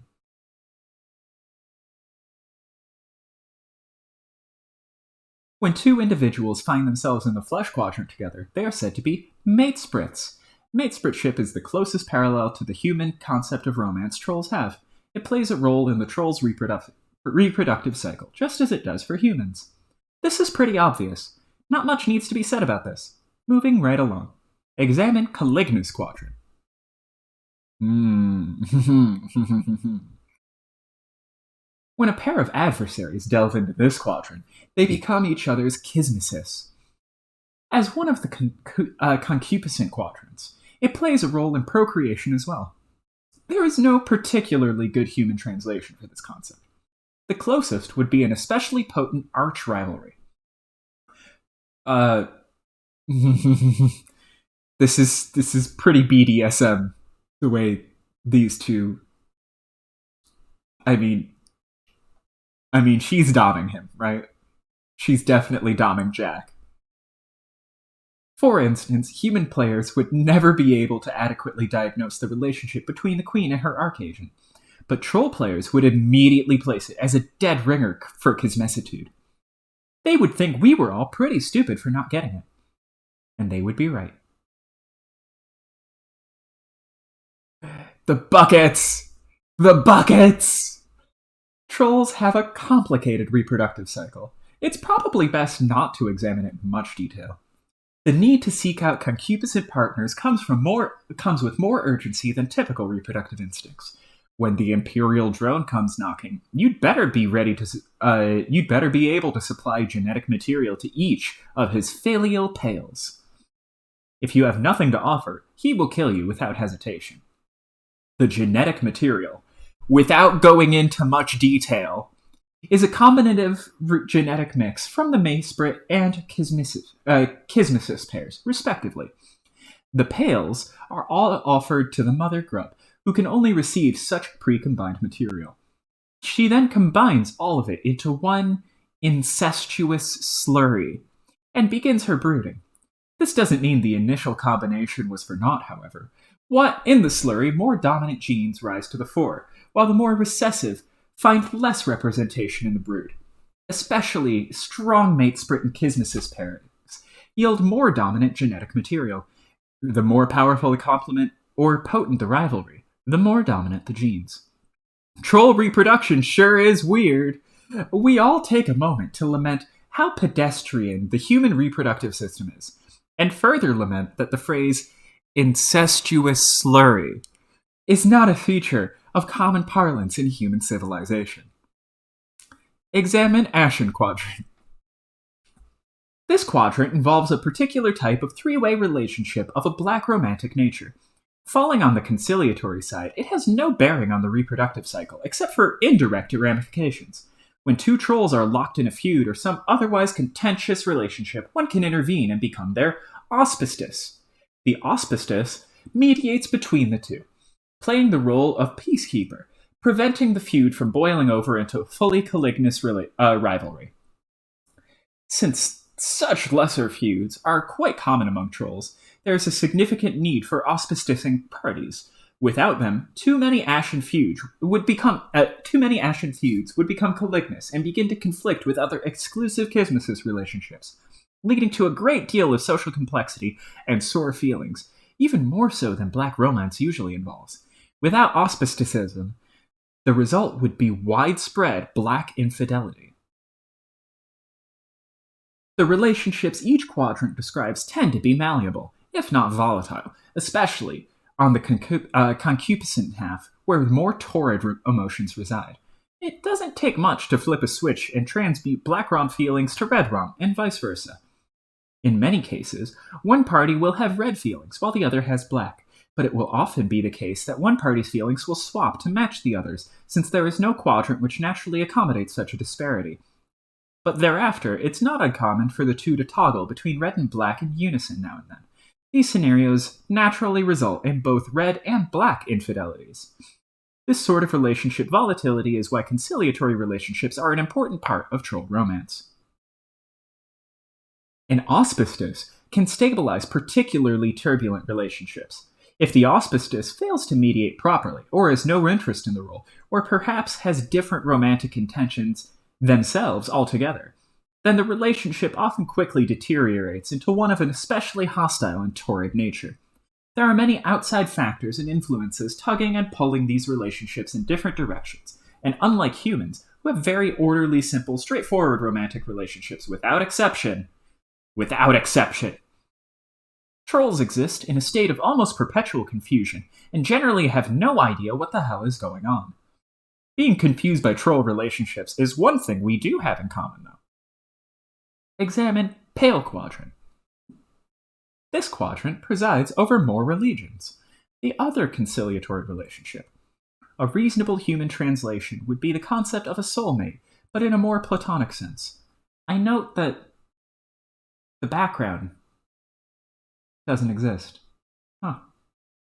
Very void-coded, this. But in a platonic sense, and with a more specific social purpose. Trolls are a very angry, and violent race. Some are more hot-tempered and dangerous than others, to the extent that if left to their own devices, they would present a serious threat to society, or even to themselves. Such trolls will have an instinctive pale attraction to a more even-tempered troll, who may become their moirel. The moirel is obliged to pacify the other, to function as the better half. The two partners in a strong pale relationship will serve to balance and complement each other's emotional profiles, and thus allow their other relationships to be more successful. It's often ambiguous, especially among young trolls, whether a bond formed between an acquaintance is true moral allegiance, or the usual variety of platonic involvement. Furthermore, romantic intentions of a more flushed nature can be mistaken for paler leanings, much to the frustration of the suitor. But some pale pairings, as the one above, will be strikingly obvious to all those who know them. And yet others will seem to have been hatched for each other. Wait, more troll romance exposition, please. God, you just can't get enough of this, can you? That would have been a great point for a transition out of this illustrated sociological study, but okay, if you insist. Now, see, what's going on here is... it's perfectly simple. When we have the full matrix of troll romances in action... when the full matrix of troll romances in action, we have... Hey, why don't you figure it out? You should be an expert on all this by now anyway. Later, our troll hero would attempt to explain this to our human hero, attempting to convey all the nuance of troll romance through a nearly verbatim recitation of the preceding excerpts. He would try to describe how rich and textured the troll romantic comedies were compared to the one-dimensional schlock of our human cinematic counterparts. He would barely scratch the surface of Troll Will Smith's virtuosity with the delicate lattice of troll romance, as he would assist the bumbling, fudge-blooded troll Kevin James through the interwoven minefield briar patch of red rom and black rom entanglements, all the while sifting through his own prickly romantic situation and ultimately learning the true meaning of hate and pity. But would they succeed before the Imperial drone came knocking with his thirsty pails at the ready? Yes, they would. But John didn't understand any of this, because he's a moron, and he wouldn't shut up about his awful bullshit Earth movies. He would just go on and on and on about that garbage. But if there was one theme to be hammered through his thick skull, it would be the troll's cultural preoccupation with romantic destiny. Yes, the romantic landscape is rife with false starts and miscues and infidelities, red and black. But every troll believes strongly that each quadrant holds one and only one true pairing for them. One true pairing. I'm going to say that again. One true pairing. Okay. And it is just a matter of time before the grid is filled with auspicious matchups through the mysterious channels of troll serendipity. In short, their belief is that for each quadrant there exists a pair or triad of trolls somewhere in the cosmos that were... made for each other! Wow! Another great transition. You wonder if it will stick this time. You have no choice but to take a stab at the rare and extremely dangerous 2 times transition combo. Attempt 2 times transition combo. Oh, it looks like it worked. So who is this guy, anyway? Enter name. Your name is Eridon Ampora. Eridon, do something awesome.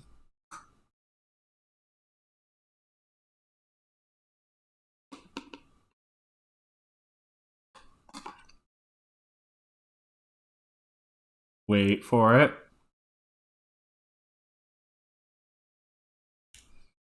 Wait.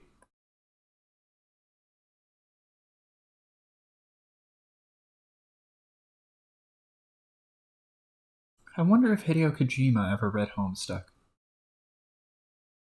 There she blows!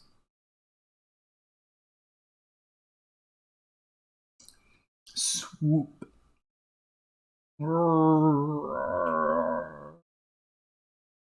Choo! Happen.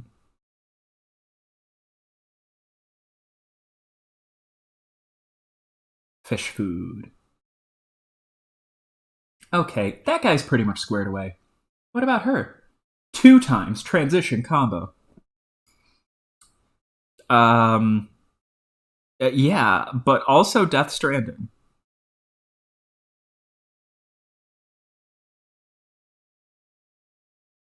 Your name is a fairy. Pisces? Yeah. Your name is Fairy Pisces. Fairy. Do something adorable. Swim.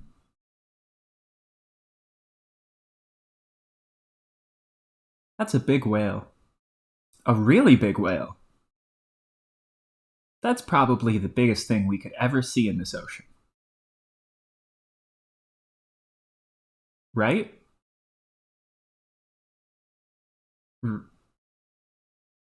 Right?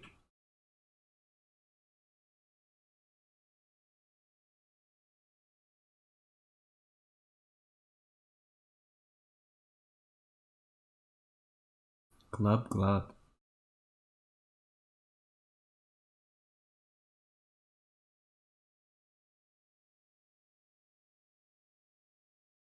Fairy, go home.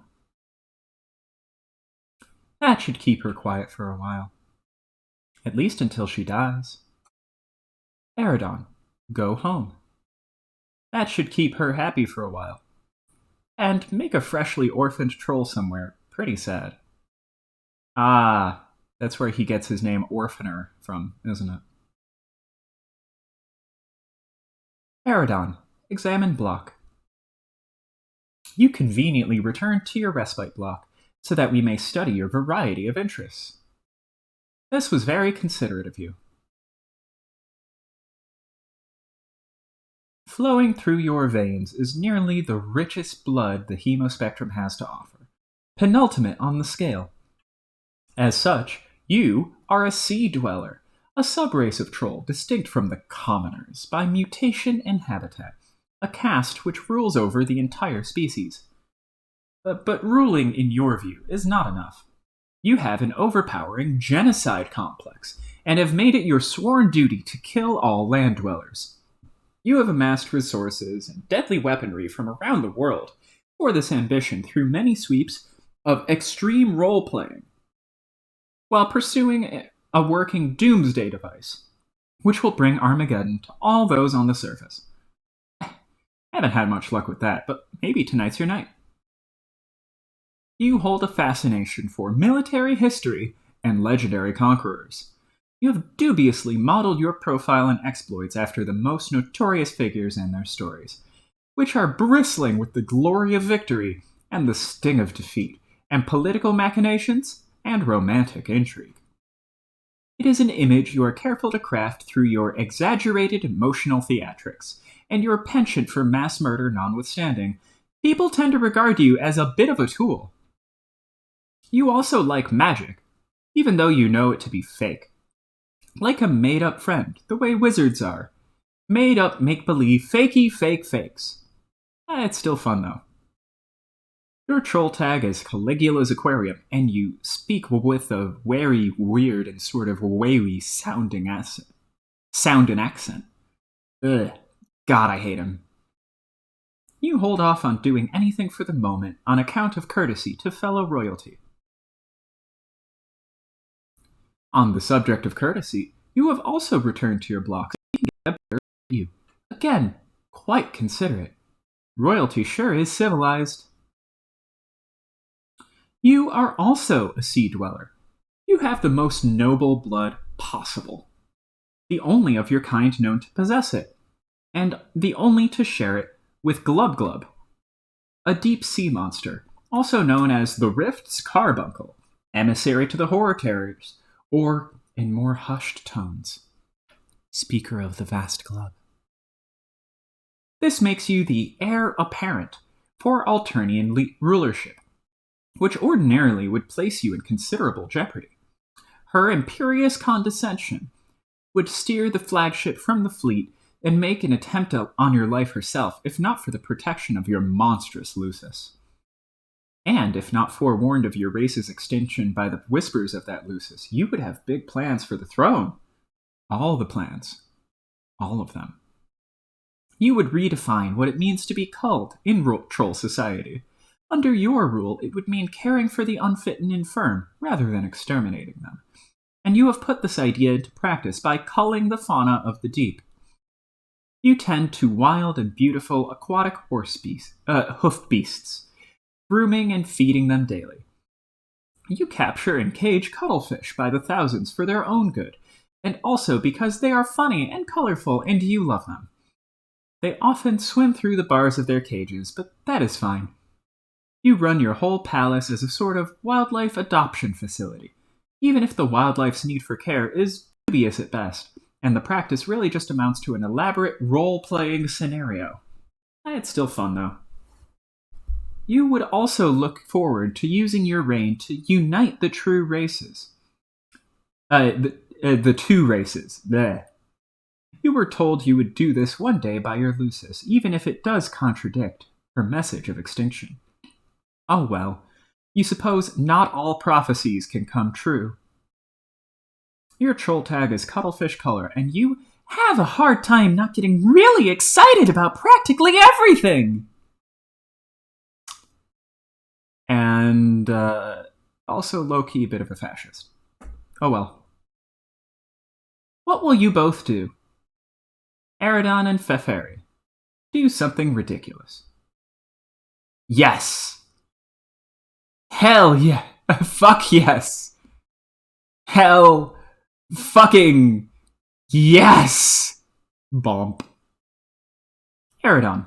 Bother Feferi. Oh, this is going to be a god-awful fucking chat log. Fef. Hey. Huh? Glub. Glub. Yeah. What is it? Well, what? I am wondering if you can forego the exaggerated emotional theatrics for once and actually tell me what's on your mind. Nothing's on my mind. Well, why can't I just fucking talk and glub at you for a reason I don't have? Well, fine, but you don't want to hear it. Yes, I do. We are supposed to talk to each other. That is what moirails are for. Uh-huh. Well, whatever. Glub, glub, glub, glub, sigh. Will you at least take the clip off your nub and tell me what's the matter? Yeah, well, okay, since we are the palest of pals a guy could ever ask for, I will tell you. Even though you will only humor me as usual, since you don't agree with my agenda. Any of my agendas, really. None of the agendas. None of them. Are you fretting over another one of these dumb contraptions? See, more condescension. You're going to make a hell of an empress. No, I'm not. But that is beside the point. None of your plots to kill the land dwellers ever work out, and every doomsday device you get your hands on turns out to be a piece of junk. So, I gotta keep trying. That's how all the great military masterminds became great through upright perseverance. I think deep down you stack these plots against you so you fail because you know it's wrong. It isn't wrong. I'm not gonna explain it to you again. At this point, all you need to know is it's important to me. I'm doing it for us. I mean, our kind. Nobody understands, not even you. This is the last time I will say this. We are not better than anybody. Glub! Ema Spectrum begs to differ. If you're so sick, as you say, why do you spend so much time on land? You can't have the sort of affinity for our kind that you profess if you've only spent, what, a few days underwater? Maybe? In your whole life! Well, whatever. I have to keep an eye on them up here. It's all about tactics. What about your friends? Do you ever think about them?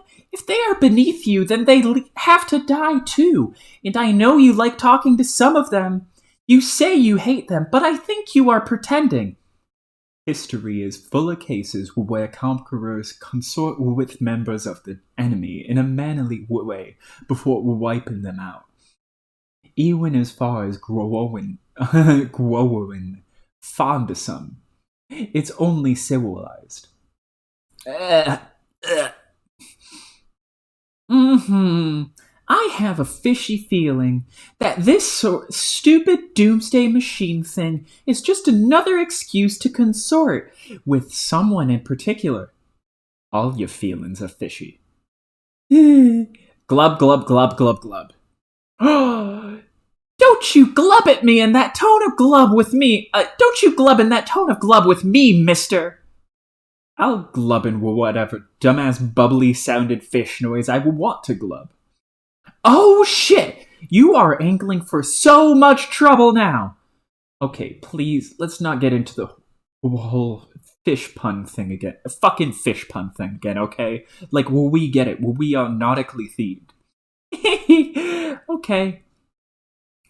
But yeah, I don't know. I don't know why she ignores me. I guess she's just bored with me. Well, we had it all set up for her to give me this thing tonight that probably doesn't even work. But yeah, maybe that wasn't the point. I mean, you think we have a pretty good rivalry going, right? Or at least had.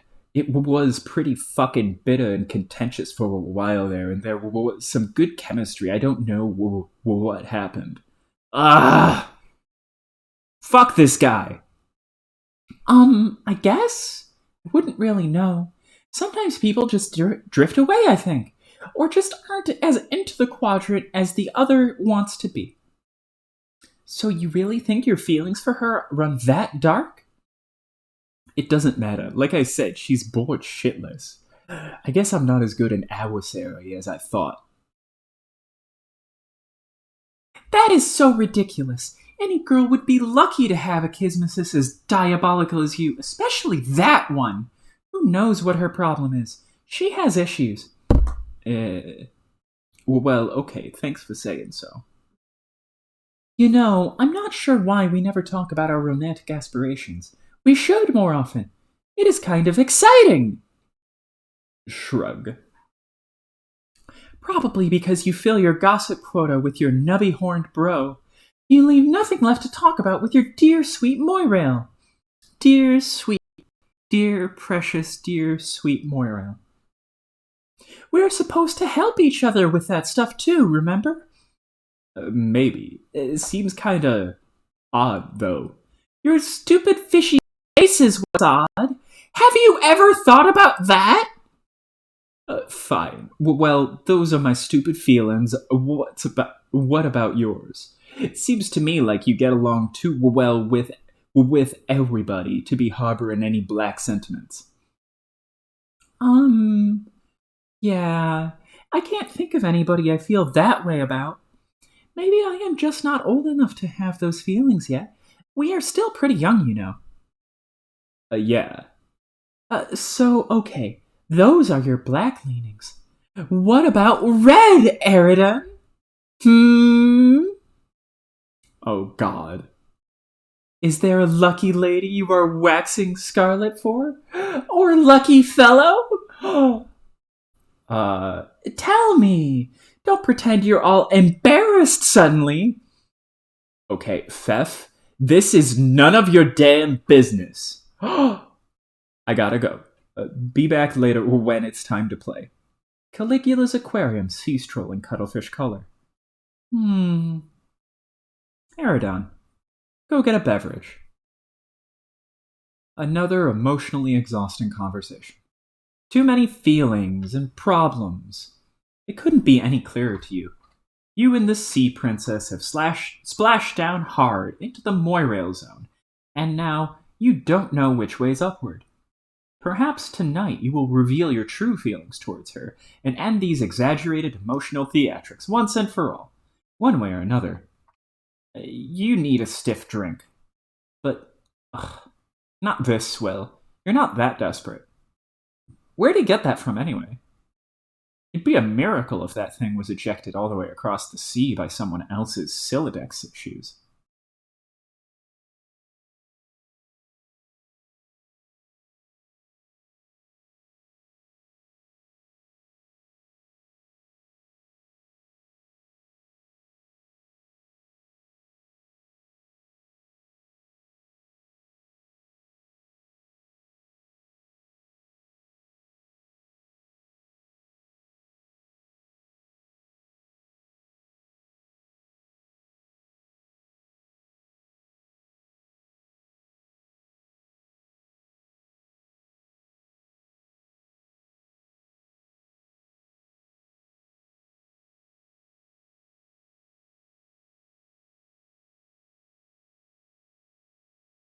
Oh shit.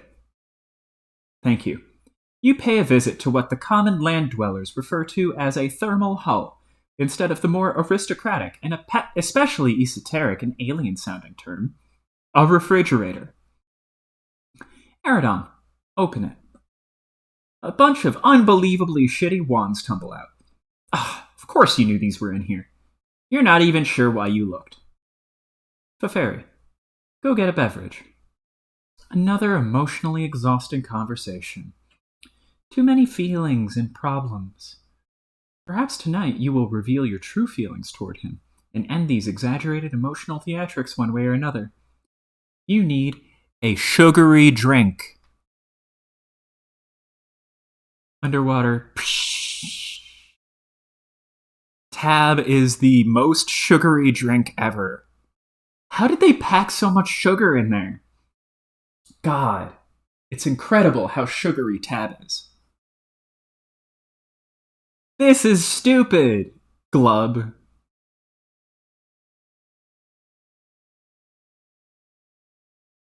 You decide to unwind and take your mind off the drama for a while before starting the game. You nearly forgot this is going to be an exciting night. Everything you are about to do next is exciting. It is always exciting. You are excited. You equipped Sidon's Entente, a golden double culling fork, a legendary weapon reserved for royalty, and generally only used for ceremonial purposes. Aradon, disarm. You unequip Ahab's crosshairs, which is yet another legendary weapon, about as powerful as your kind abstractus will allow. You plundered it from a ghost ship during a particularly challenging campaign. It was the same old Gamblignant's ship, from which your accomplice at the time also plundered a set of extraordinarily powerful dice. You almost feel sorry for the adversaries you will face tonight. They will likely pose neither team much challenge at all. Unless one of the links in the prototyping chain includes something especially huge and monstrous, but really, what are the odds of that happening? Aradon, bother Vriska. On the subject of your old accomplice rival, you guess you'll try talking to her one more time, even though you know she won't answer. Thank God! You know she is bored shitless with you and your drama. You are almost starting not to care about this stupid doomsday device, which probably won't even work. She probably knows you know it won't work. She has probably put all the pieces together and knows it was an elaborate ruse to be in cahoots with her again. And she just went along with it, playing you for a chump. Ugh, God, you are such an idiot!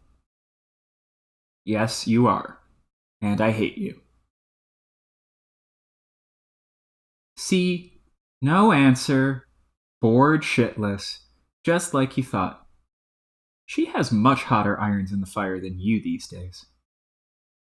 Au revoir, Spider-Mom.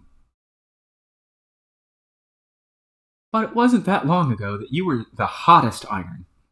At the height of your prowess as Seagriffs, Marquis My Fang, and Orphaner Dual Scar were in alliance an unmatched terror, and in competition, unbridled tempest. Either way, spoils were typically traded and shared. No levels were left for anyone else to gain. None of the levels. She would have the victims of your conquest walk the plank, while you would reap the custodial spoils.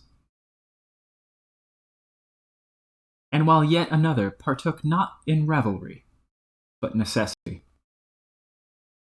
She had to keep her fed to keep her calm, to keep her terrible voice down. Whisper. If she were to raise it above a whisper, trolls would begin dying. First, the lesser bloods, those more psychically susceptible. If she raised it to a shout, all on the planet would die, land and sea dwellers alike. If she were ever to get really upset, she might release the vast glub, a psychic shockwave that would exterminate every troll in the galaxy. Sorry for the rustling. I need sugar.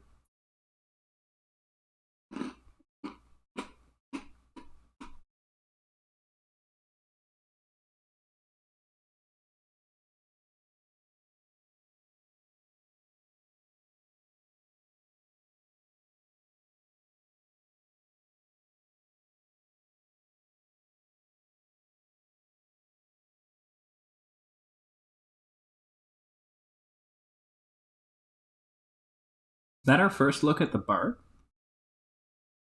That's interesting. The Bard is one of the royalty classes. In truth, it would be all too easy to solve the land dweller problem once and for all. You'd just need to lighten up on the feeding schedule for a while. Maybe you'd be a little too busy to bother with that hassle for once. Or maybe you could happen to be off your game for a spell. It happens even to the best sometimes. But, nah. It would make her upset. More emotions, more problems. That's all you need. Sometime later, the Witch of Life takes her place in the land of dew and glass.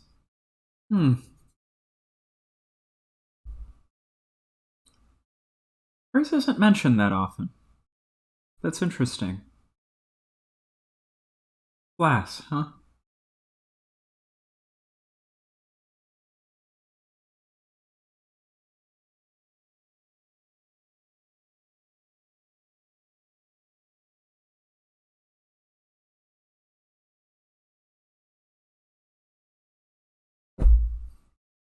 Feferi, report to Eridon. Hatred. Hatred! Cuttlefish Color began trolling Caligio's aquarium. Phew! Fef, are you in? Yeah, that took forever. I was getting worried, kinda. Yes, it was a pretty close call, and got kind of complicated. But Solix finally came through, and now I believe the full chain is complete. Man, that guy. He's a fucking drama machine. It is fucking pathetic. Your stupid fishy face is the drama machine. That does nothing but whine and glub.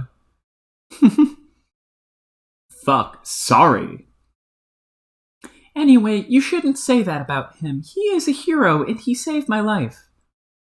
Yeah, sorry. I was getting just really worried and stressed out and thought you were dead. But it didn't even get to, and I didn't even get to thank you for saving my life or anything, or really for anything. And I just spent all this time here worrying and thinking about stuff. And I decided to have something I want to tell you. I have something I want to tell you that I've been meaning to get off my nub for a while now. Oh, really? That's good. Actually, I have something I've been meaning to say to you too. Whoa, really? Well, what is it? You go first. Hmm, okay, but this isn't easy to say. Yeah, I know. That's okay. Maybe I will understand more than you think. Well, we might you and be saying the same thing. Okay, I hope so. I think now that we are both in this game and have left our world behind, and you can no longer pose the danger to our people that you had always planned to, I think it is not really necessary for me to be your Moirail anymore. Whoa. Wait? What? I am really sorry, Eridon. It has just been so hard looking after you and keeping you out of trouble. It has taken its toll, and I am really exhausted. Fuck. This isn't what. This isn't what he dropped his things. I don't know. I wasn't expecting this at all. I'm not sure I can handle this. I'm sorry. It will be for the best for both of us. We could just sort of be regular friends instead. No. Please don't. Look, I'm being serious here. Don't do this. I won't even use my weird accent while I type, okay? So you know I'm being really dead serious and honest about this. Okay. I am being serious and honest too. See? Okay, good. Are you sure you aren't being hasty about this? You've just been through a lot. I mean, we are supposed to be fated to be Moirails, aren't we? Isn't that how it works? You can't just throw all that away because you're sick of me. I am not sick of you, Eridon. I still really like you. In order for people to be destined for more allegiance, both people have to be on board, don't you think? But I cannot do it anymore, so I think I just wasn't meant to be all along. It just wasn't meant to be. And really, you just don't need me anymore. You are free to do as you wish. We both are.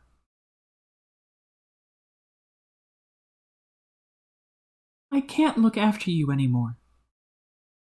I didn't ever need anyone to look after me. I was totally fucking fine. My ambitions were noble. And really none of your fucking business, quite frankly, Your Majesty. The only reason I put up with with sticking my flipper in this fucking shithole quadrant with you was... Was what? Never mind. Tell me. Okay, fine.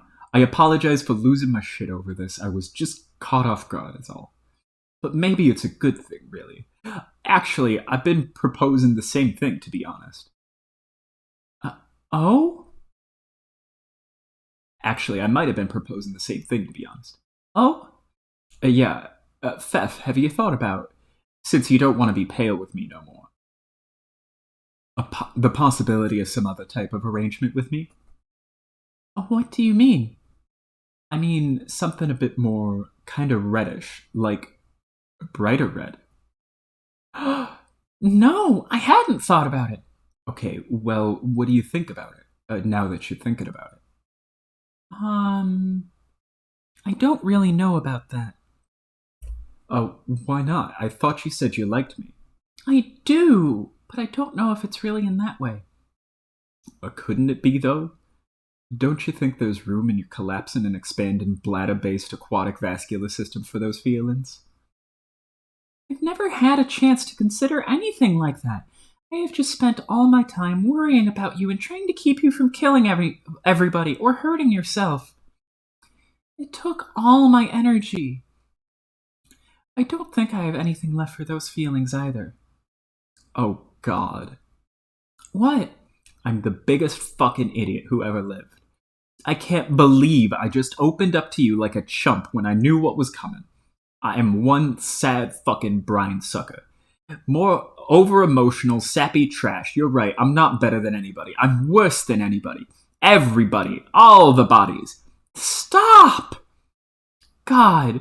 Well, you just clam up for once in your life, always carping and carping and carping. You go completely overboard with your emotions, and always looking to reel in drama whenever you can. I am up to my gills in it. I just can't salmon the strength in them anymore. I cannot believe you are doing the fish pun thing while you're breaking up with me. Real nice. Oops, I mean real nice. Sorry, but really, this shouldn't be as bad as it sounds. When all is said and done, I am still your friend. We have left our world behind. Everyone is dead, and there's no use in worrying about it now. It's over. It is time to play this game and focus on building something new and exciting. So hang in there, Eridon. I have to go now. Solix is in serious trouble, and I have to go help him. Bye! Wait, don't go. Cuttlefish Color ceased trolling Caligula's aquarium. A glub. Bonk. Bonk. Bonk. Fairy. Bonk. Proceed to gate. Bonk. Splash. You're free! Carcat, check on Solix. Bro, are you okay? Hey, oh god, what have I done? Solix? Please tell me that's just honey. Please just be honey, please just be honey, please just be honey. Okay, make-believe time is over. Oh god, oh god, oh god, oh god, oh god, oh god, oh god, oh god, oh god, oh god, oh god, oh god, oh god, oh god, oh god, oh god, oh god, oh god, oh god. It's all your fault. You couldn't get him in before the glub. There, you blubbering goddamn pansy. Honk. I'm just gonna stay on this panel with the honk for a little longer.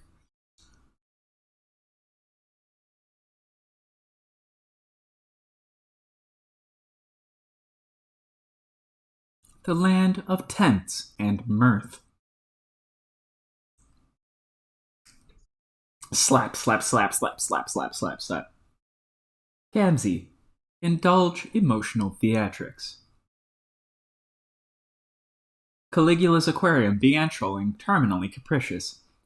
Gam, I need to talk with Cop. Well, where is he? He isn't answerable. He's busy being slapped motherfucking senseless by the guy who likes knives. But I can relay what message you got, my brother. I don't feel comfortable with that. I have some serious feelings and problems here, and I need some advice. Yeah, I feel you. He's pretty worked up, too. Well, why? Because our good bro Solix just kicked the wicked motherfucking shit. Well, what? The fuck do you mean by that? Are you saying he's dead? Yeah. Oh, fuck. Oh, God, fuck. Now I feel like an asshole. Yeah, I'd say that an asshole is the thing that just about what everybody feels like. Cockett blames himself on it. Poor motherfucker. But I told him to be chill. Because there is a miracle coming. I can feel it. That is the worst fucking advice. Well, what an awful thing are you to say. Magic isn't real, stupid. Stop believing in it. I've got to believe at what my heart tells in me. Even if it's a fake thing. Honk. This is a lot of a pointless fucking rubbish. And isn't no emotional help to him. Or me either, for that matter. Put Khan. I can't really think about intervening. The black frowning motherfucker kinda scares me. Are you sure I can't help a brother up into his motherfucking shell? I don't know. It probably doesn't matter. My feelings seem petty and meaningless now. She had better things to worry about than my overwrought bullshit. Like the dead guy who saved her. So forget it. Thanks anyway. Bro, my advice is you just kick back and motherfucking snap into some rude elixir and maybe get your wicked zone on. There, I said my piece. What the fuck are you fucking babbling about? Was snatching ice cold, dog. Motherfucking chug that shit like you and the bottle was reunited lovers. Are you recommending a beverage to me or something? Is that what this is? Yeah, man, slam a Fago. I don't have a fucking Fago, you stupid fuck. Why would I keep that disgusting shit on hand? Are you motherfucking sure about that? Oh, God, you're right, I do. I totally forgot about it. You see, man, motherfucking a miracle. Honk. Aridon, slam a Fago. You prepare to kick back and motherfucking snap into some rude elixir and maybe get your wicked zone on. It sure would be startling if what followed was a crudely drawn spit take accompanied by an odd short exclamation. Aridon. Blah! What? It's just soda. Not great, but not that bad either. What's the big deal? We all need to settle down here. And later still, a princess prepares to administer a universal remedy for the unawakened.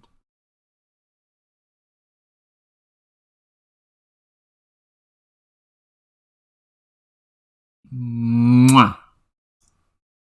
Carcat. Blah! Facepalm times 2 combo. Honk! Hey, kid. Never got a chance to say how much I hate you. Every last one of you.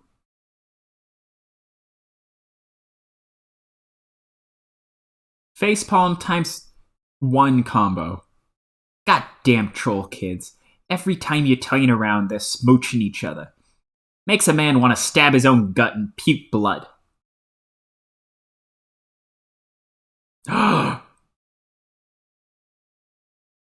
It is like I am the kid from the never-ending story.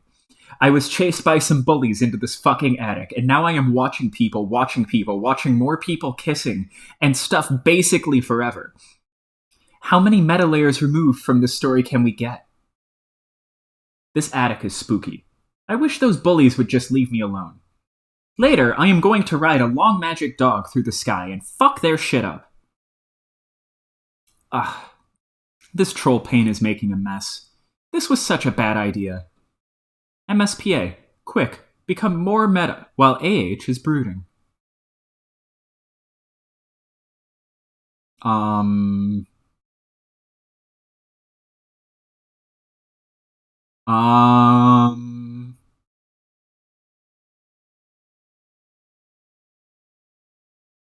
Land of stumps and dismay.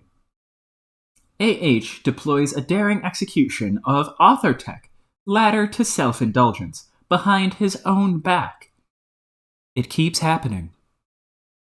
All MSPA readers make a solemn vow to do an acrobatic fucking pirouette off the stump and blow their brains out if it doesn't keep happening.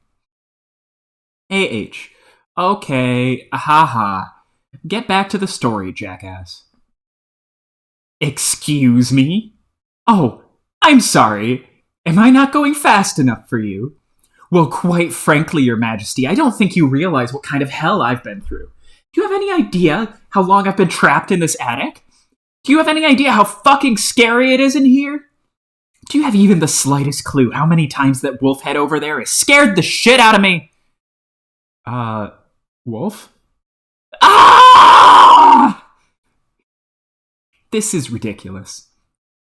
No, this is my life we're talking about here. Bullies, wolves, musty attics, huge spiders. Did I mention the spiders? Let me tell you, I got hella spiders up in this. Fuck, this horn fell off. Damn it. Piece of shit. Wonder if there's any glue in here. Oh, screw it. Do you have any idea how much power I wield over you? To what extent I can ruin the shit you step in with that squeaky clean Sunday loafer you use to stomp that bookmark and stamp that F5 key day goddamn in and day fucking out? Do you possess even the most infinitesimal kernel of cognizance for the degree to which I can make the shorn, shivering weasel that is the totem spirit representing your wretched fascination with this website squeal in heartrending remorse. It would be so easy. I could snap my gray, smudgy fingers right now and make you read all the troll romance exposition segments all over again, back to back to back to back to back to back. Oh, you don't think I'll do it? Oh my god.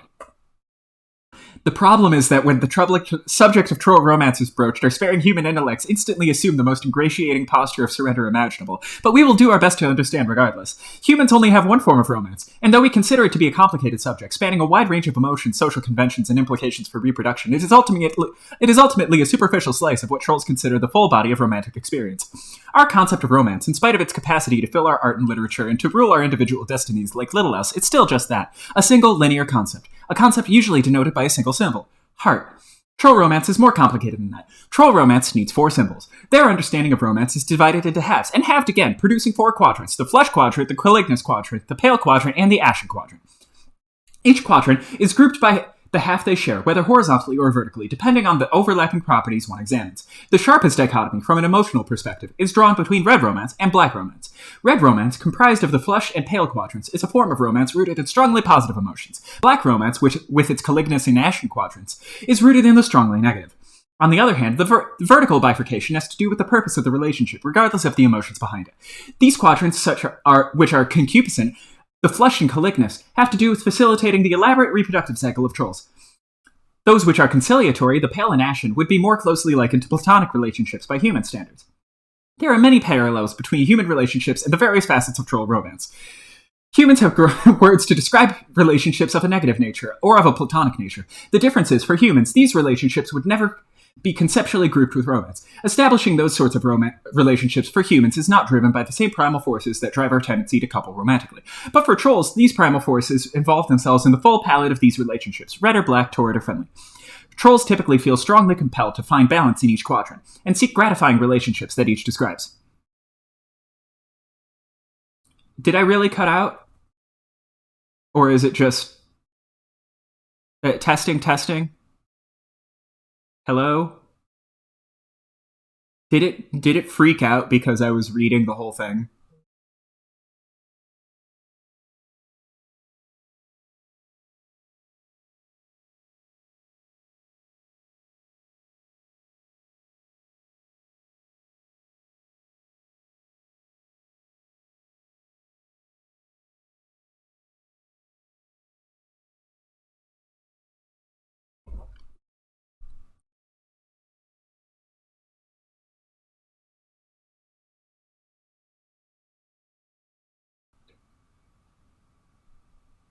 How's this? Is that better? Can you hear this? Did I just raise the noise gate like all the way by...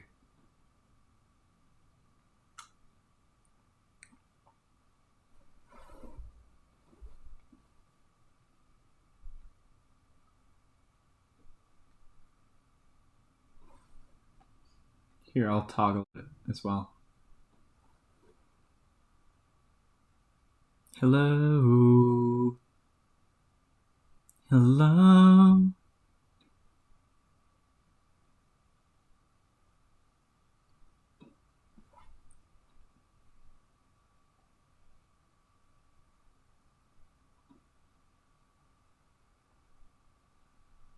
Can you hear any of this?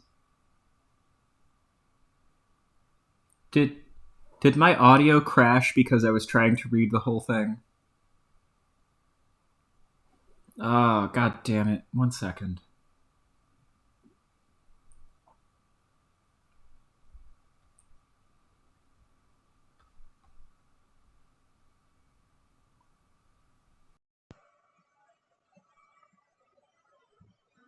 Alright, can you hear this piece of shit?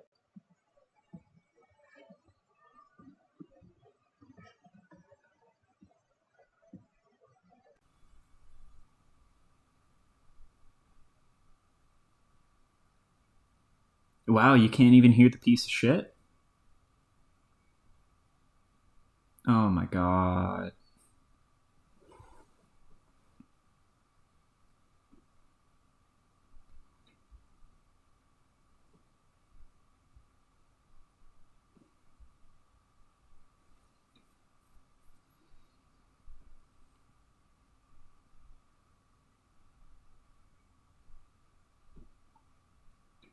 All right.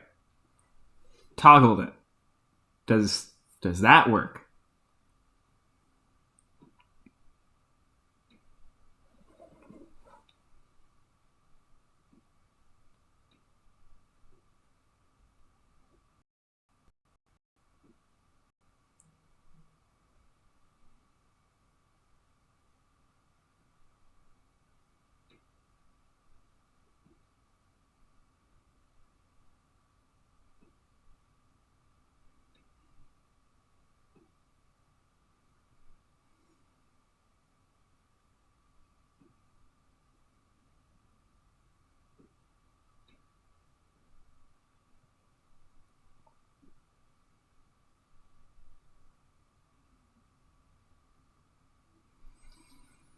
Can you hear me?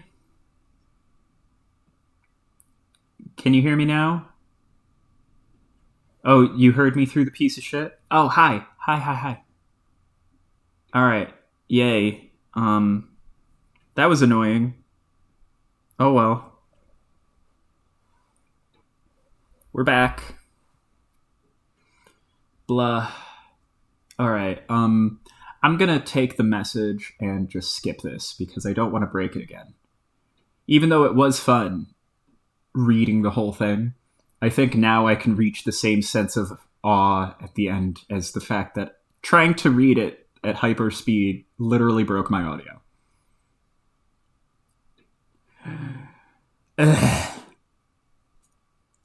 Wow. Yeah, that's what just happened, bitch. Booyah. Alright, now you're definitely trolling us. Come on.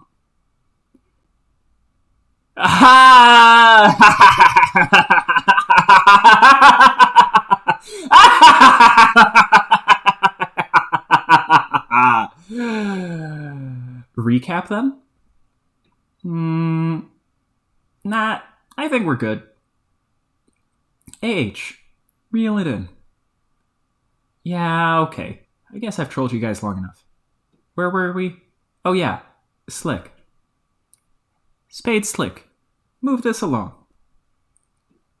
It's bad enough you had to watch this broad smooth corpse and that this kid bawl his eyes out once already, even if it was centuries ago.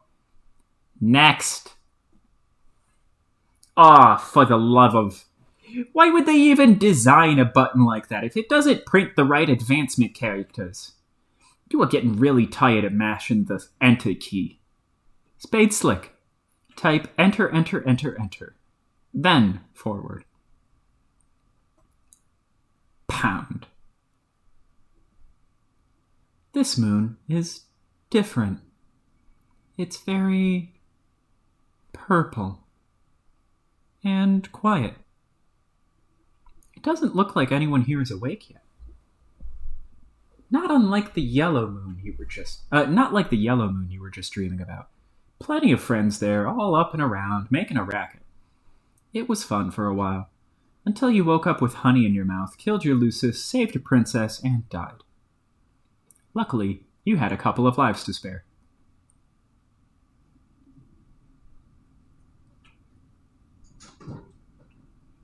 Now that's interesting. The red and blue teams are broken up by Durst and Prospect, aren't they?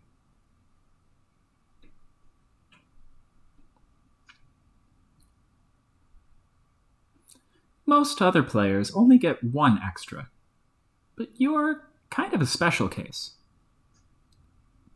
Boy. Uh-huh. You there, red and blue eye boy. Hello. I remember this. I did not get the chance to formally greet you. I suspect this is what made you angry, but worry not. I've been brushing up on your troll etiquette. Pardon me while I consult the appropriate pages. It will only be a moment. This book is very thick. Just what you need. Another voice of the imminently deceased invading your head. Haven't they caused you enough trouble already? Get it out. Troll etiquette sure is confusing. Get it out, get it out, get it out, get it out, get it out, get it out, get it out, get it out, get it out, get it out, get it out! Oh, jeez.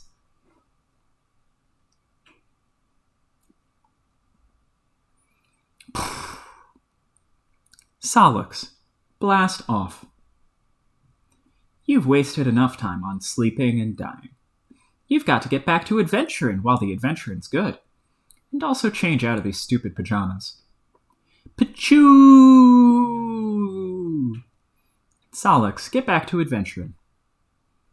The revived Mage of Doom returns to the land of brains and fire for a surprise rendezvous with the Witch of Life. Hey, what the heck is going on here? Vriska, get back to adventuring. Somewhere on Lomat, the thief and the page plunder the untold riches of innumerable, pointless side quests.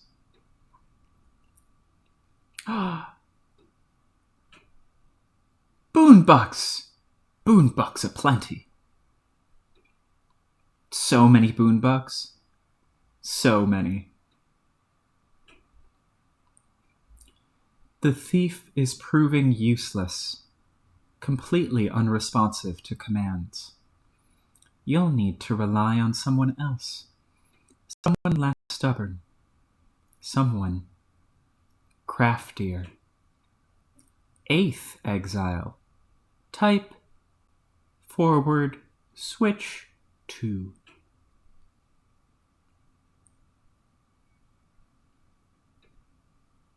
While the Knight of Blood charges ahead, the Seer of Mind remains behind to unravel the mysteries of the land of thought and flow. Seer. It is time. It's the voice again. You were wondering when she'd come back. This time you are ready for her. Terezi, retrieve chalk. Scratch, sniff. You search for the appropriate card through your scratch and sniff modus. The card will be unmistakable. It is the one that smells like a fruity rainbow that makes you sneeze.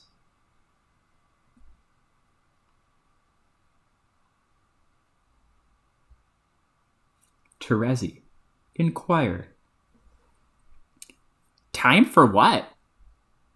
To begin your mission. What mission? You must eliminate the Archagent. Exile Jack Noir. Nepeta, surely you must be adventuring by now. Oh, Squiddles? Squiddles!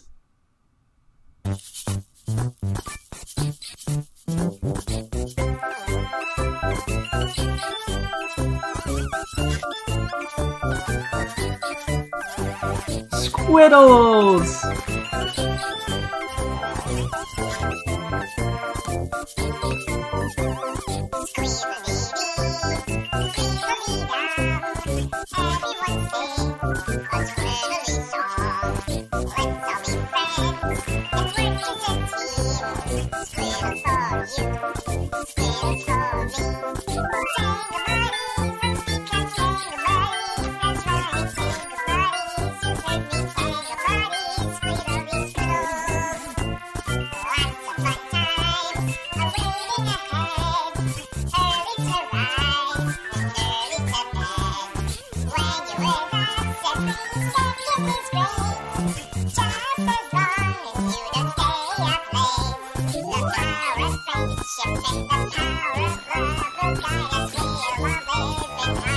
I'm sure there's nothing symbolic about this at all.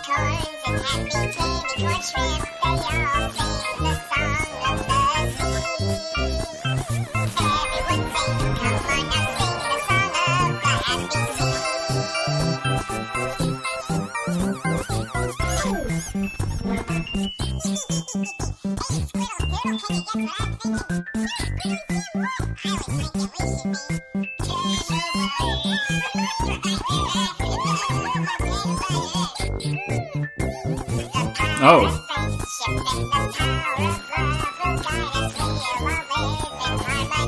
That was purple and orange.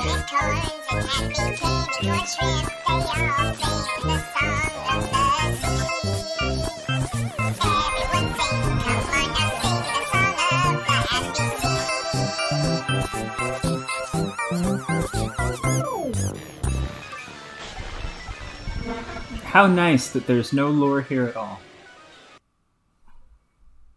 None. Just a nice little break from all the lore.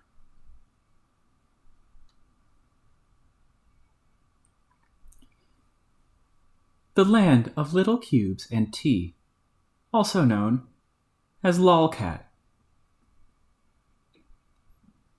Why, yes, as a matter of fact, it does appear that the Rogue of Heart has been keeping herself quite busy. Nepeta, aggress.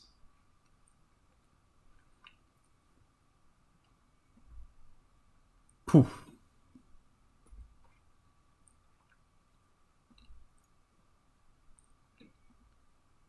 Saccharine disposition. Pounce greet. Tackle slide. Little cubes everywhere. You inquire into whereabouts of the Maid of Time. The Heir of Void has no idea why. She just disappeared. Equius, get up and commence the adventuring. The underlings have been getting enormous lately. Must be something one of those other clowns prototyped. Speaking of clowns, Equius, answer Karkat. It does not appear to be a message from Karkat directed at you specifically.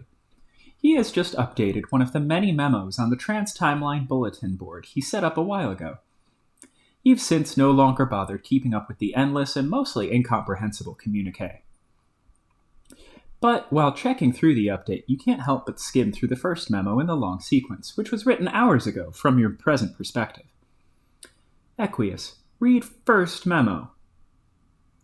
Past carcinogeneticist PCG 612 hours ago. Open public trans timeline bulletin board. Team Adora Bloodthirsty. PCG 612 hours ago opened memo on board Team Adora Bloodthirsty. Okay, I think I set this up right. Fuck, I should have come up with a better board name. But I guess that's the name it was supposed to have, since that's the name that I already read? Oh wow, that probably won't make any sense to anybody. Whatever, it's just a stupid name. Let's just do this. This is a public bulletin using Trollian's weird trans-timeline features which I don't even really understand yet, but I'm guessing might be useful. I've included all 12 players in the subscription list, so you all should all be able to read these memos at any time. That is, all the memos posted, past and future, I think.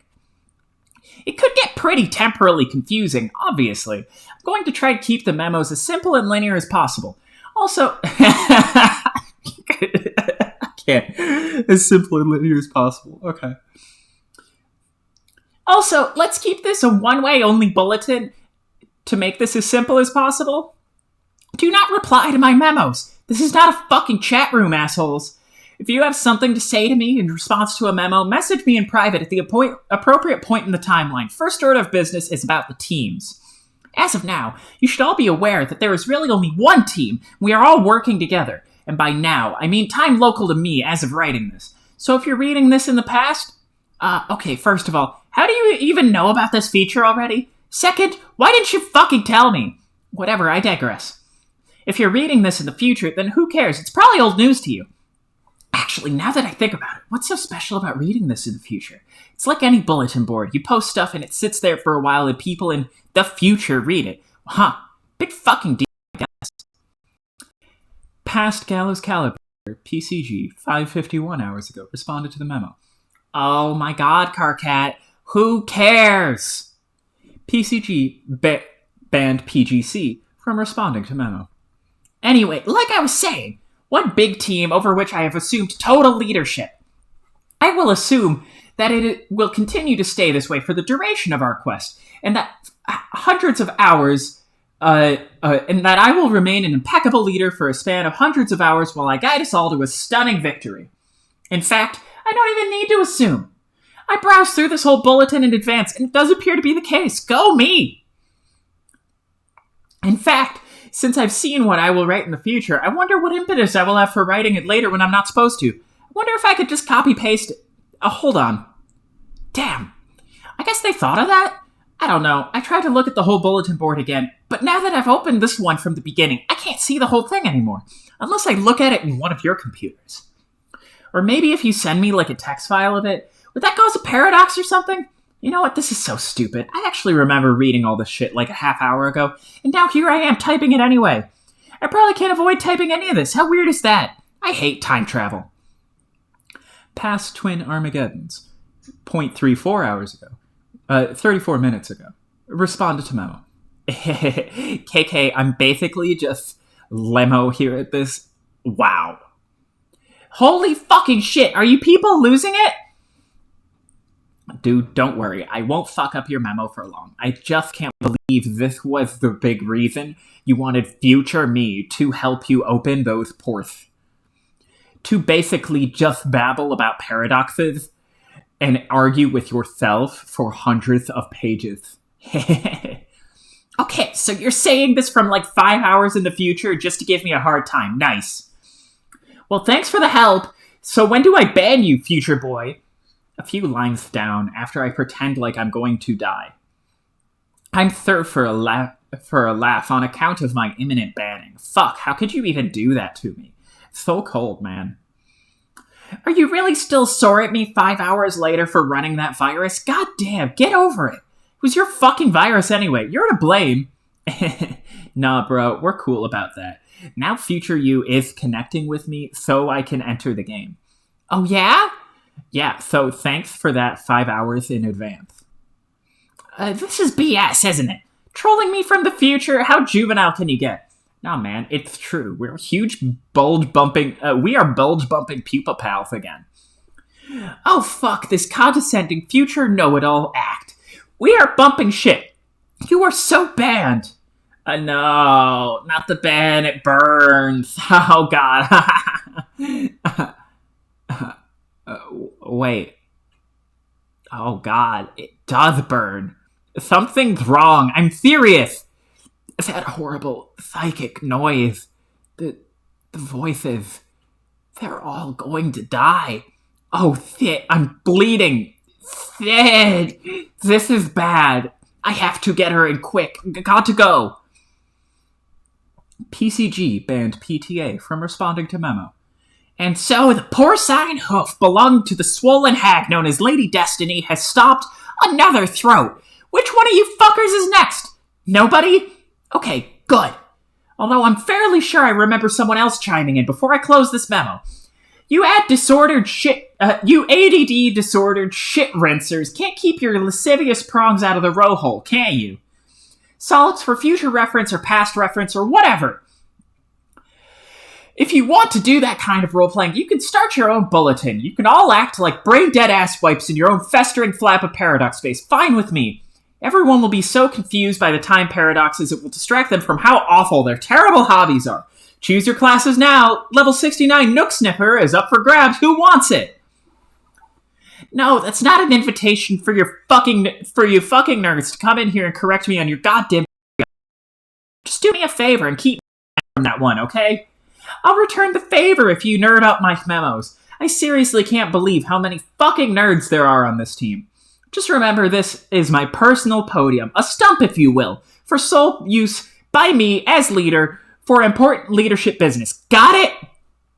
Future carcinogeneticist, FCG, 6-12 hours from now, responded to memo. Groan! This is so embarrassing! What was I even thinking? PCG, shut the fuck up!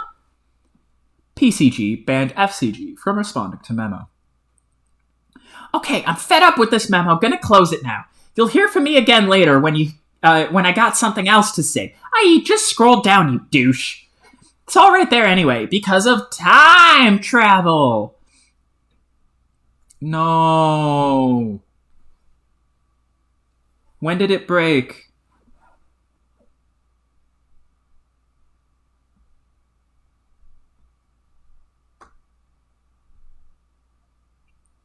Alright. Do you hear me again? Did the toggle work? Fucking damn it.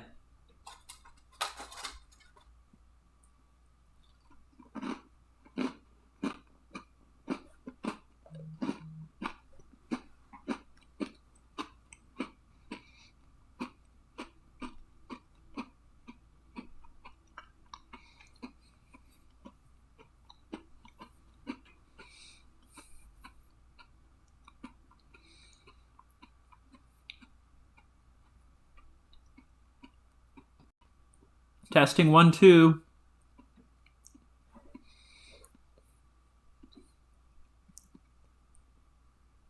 Hi again. Ugh.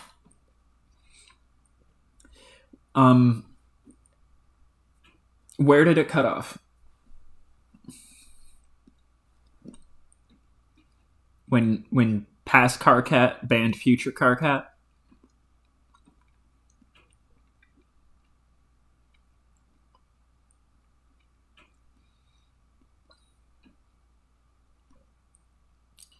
PCG banned FCG from responding to memo. Okay, I'm fed up with this memo. Gonna close it out. You'll hear from me again later when I got something else to say, i.e. just scroll down, you douche. It's all right there anyway, because of time travel. I know, right? Anyway, just to reiterate, full steam ahead, leader equals me forever, obviously. Peace the fuck out, D-bags. Current Centaur's testicle. Right now, responded to memo. I'd like to add to this useless memorandum that I still don't recognize the validity of your leadership.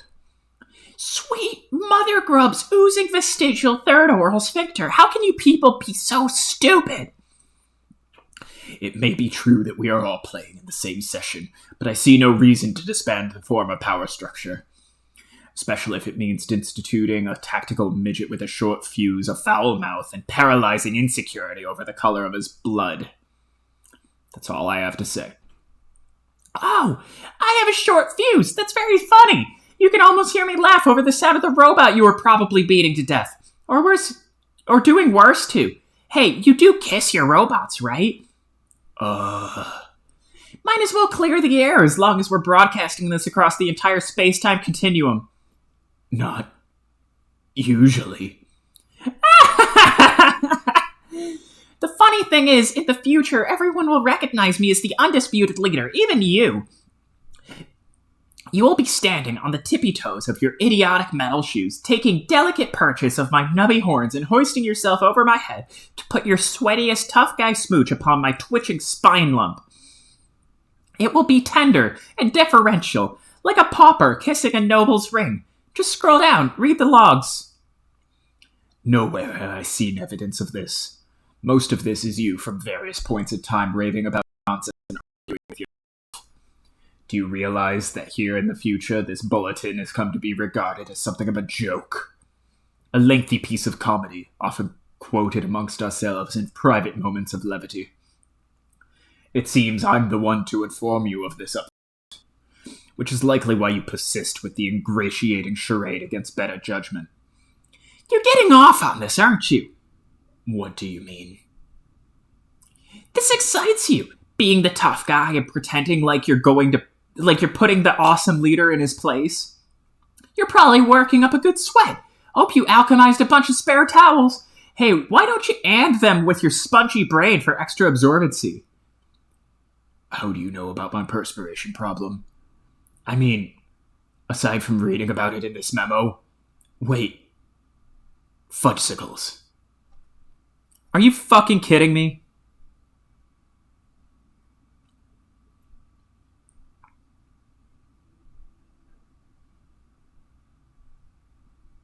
Are we back again?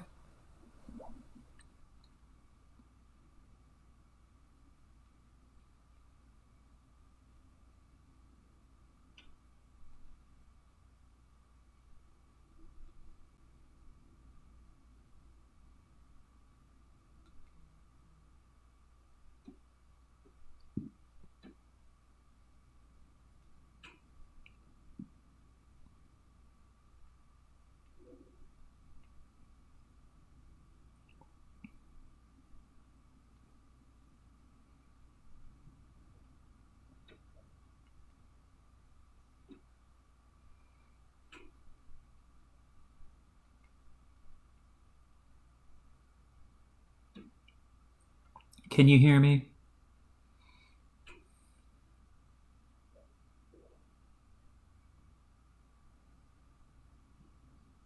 Hello. Where did I drop this time? God, I dropped twice in this memo. I swear, it's because of the volume, isn't it? I'm gonna turn my volume down just in case.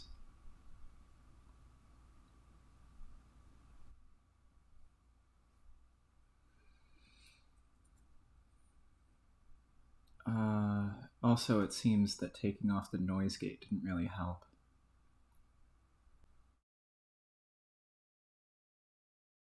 Okay.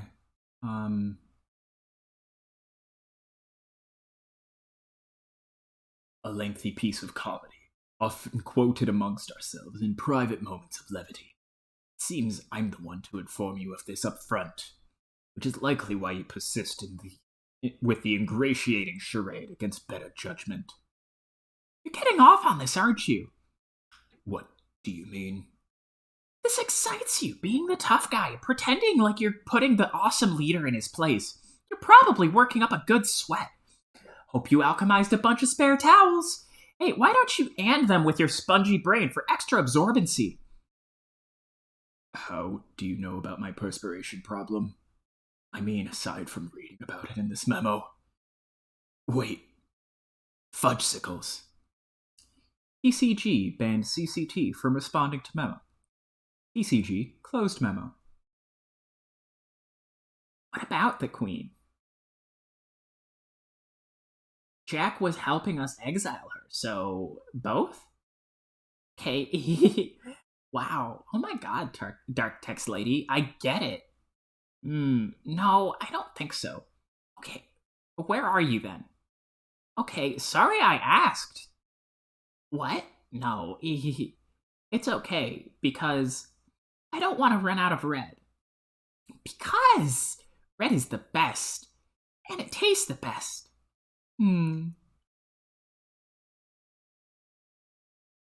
You are a strange and funny girl.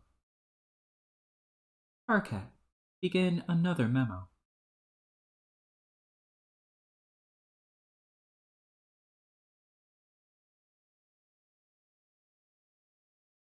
Current carcinogeneticist right now, open memo on board Team Adora Bloodthirsty. This is as good a time as any to start a new memo. In fact, it's a better time than any because according to the laws of chat client predestination, I don't really have a choice, do I? Fuck, it doesn't matter. It's still a good time to do it. People, we need to get organized here. Shit is getting serious. We are about to embark on Operation Register, a cunning plan devised by Double Archagent Jack Noir to exile the Black Queen. We will need all hands on deck for this, even the idiots. Once again, a reminder, do not troll me in these memos from any point in time or it's an insta-ban. Also, a note to my future self. If you feel the need to say something smug, do me a favor and shove a Throbstock in it. Just sit there patiently and wait for me to become you in the due course of time, thus improving your intellect drastically. Or intellects plural. I forgot, there are a lot of you fuckers out there. All of you. Just zip your shoots. I mean, seriously, like there's nothing better to do in the future? It's the future, for God's sakes. And a realm of endless fucking possibilities. Now, before we get started, let's take a toll of the situation at this point in time. My point in time. Who's in so far, who's not, etc. Future Caligula's Aquarium, 3:11 hours from now. Responded to memo. Hey, sorry for busting in on your memo, but I can't get a hold of you. You're not answerable. Oh, for fuck's sake. Gam's advice was fucking useless. All he told me to do was enjoy a beverage. No, dude, don't drink that shit. If it were up to him, we would all drink Fago at once in some ritualistic rap clown suicide pact. But instead of committing suicide, the thing we would all accomplish is becoming instantaneous assholes with awful taste. I mean, it's not you and that bad. Just soda, but whatever. This isn't the point. This isn't the venue for airing your future problems, Count C dipshit. I know. It's just a problem. I got a problem with Feferi. And I'm really kind of sitting here in bad shape about it, emotionally speaking. Okay, well, I get that. I hear you, bro. But this is still not the right place for this, so I've got to ban you. CCG banned FCA from responding to Mao. But seriously, just get in touch with me in private about it, okay, man? We'll get your shit straightened out. Okay, is everybody good? Just gonna sit here for a minute, local time, and see if anyone else has any shit they want to scrape off their bulge onto my clean nutrition plateau. Nobody? Great. Wonderful. I now officially declare the nonsense portion of this memo to be over. This decree shall be binding and lasting. Back to planning Register. Bear down, everybody. This is fucking important. There is a queen on the loose, and we've got to show that bitch the door. Later, Arachnid's Grip LG, 609 hours from now, responded to memo. Lag. Nice. Unbe-fucking-leavable. Aw, Cat. I'm sorry, but do you have any idea how funny this thing is? I mean, this whole thing? I can't stop laughing. Hey, can future you mind prevent me from hitting the ban button? I'm genuinely curious. Go ahead, try to stop me, I dare you. I'm not going to try. I'm just here to say this whole thing is ridiculous. We didn't really need you to pretend to be an angry little general to get any of this done. We kicked the queen out of there, no sweat. It was easy. In fact, I did most of the work myself, right before I found all the treasure and scaled all the rungs. Oh, all of them, you say? Fascinating. Hey, forget the ban button. Use your mind powers to help me locate the desperately attempt to give a shit button. Whoops, we both failed. It doesn't exist. Hey, I'm gone. I just think you should relax. You were wound up so tight through the whole adventure, and now here in the present you're about to explode. It's insufferable. Everybody, did you hear that? Super Future Vriska has an important life lesson for us all. We don't have to worry about our present responsibilities and obligations, because as it turns out, in the future, all that stuff already happened. We're off the fucking hook. Time to relax. Let's all crawl into our cocoons and get busy stimulating our autoerogenous shame globes. First one to start a wank fire gets a shiny boondollar. This is an order from your leader. CCG banned LAG from responding to memo. Later, lag. Too bad the acronym wasn't HAG instead. It would have suited you much better. Instead of that nonsense word, maybe its association with you will colloquially cause it to take on a negative connotation. What do you think? Maybe lag will be the new burn, even though it really means nothing in our language. I don't know, this is stupid, forget it. Hey, I'm rambling here, I'm aware of that.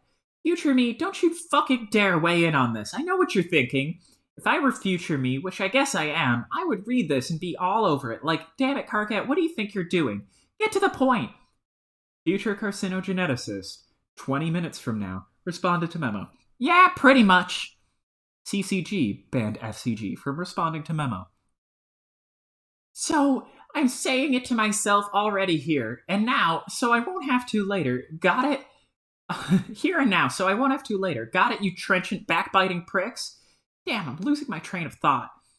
Maybe I'll pick it up again in a fresh memo later. I don't know if that's right, though, because I vaguely remember this one being longer than this. Past Adios Toreador, from 38 minutes ago, responded to memo. Hey. Oh, son of a bitch! I thought, since it looks like you're saying you're out of important memo stuff to say, maybe you could help me here, since I don't know where you are now, but maybe help me about a thing that has to do with the girl, like a romance thing you might know about. You people are imbeciles! All of you! I am not posting these memos to counsel you on your past and future dating problems. Why are you all such basket cases? I don't even know what to say anymore. Sorry. So should I ban you? What's even the point anymore? One of you stooges will be right on the last one's heels with another sob story. Just hurry up and tell me what your problem is, bro. Okay, I'm sort of lying on Vriska's floor right now. Like, in her block. Lying down, because I can't walk. Oh, no shit, really? You can't be serious. When did this happen? Yeah. Anyway, she tried to kiss me. Well, she didn't try. She actually did. And then kind of dropped me. And also, we are wearing costumes. Uh, wow, I'm not explaining this well. This is so fucked up. What have you gotten yourself into? And now, to make it a lot weirder, there is an angry voice in my head. I don't think it's Rufio this time. Rufio's not that angry. Also, he's imaginary, like a fake made up friend. You know, like the way fairies are. God, I actually remember reading this bullshit. Or skimming it at least. How could I forget? More loony block theater, and here I am drawing the curtains for you guys like a dope. Anyway, I think Vriska is upset about it, and she's not talking or anything. What do I do? Okay, well, I can advise you and stuff, but you do realize this is a public bulletin. We should be having this chat in private. Everyone can read this, even her. I mean, fuck, she was just here talking, you dummy. I know, I read that. But that's future her, which doesn't seem so bad.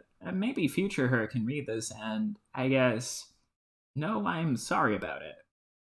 I didn't mean to hurt her feelings. Well, fine. If you want to broadcast a trans timeline apology, then fine.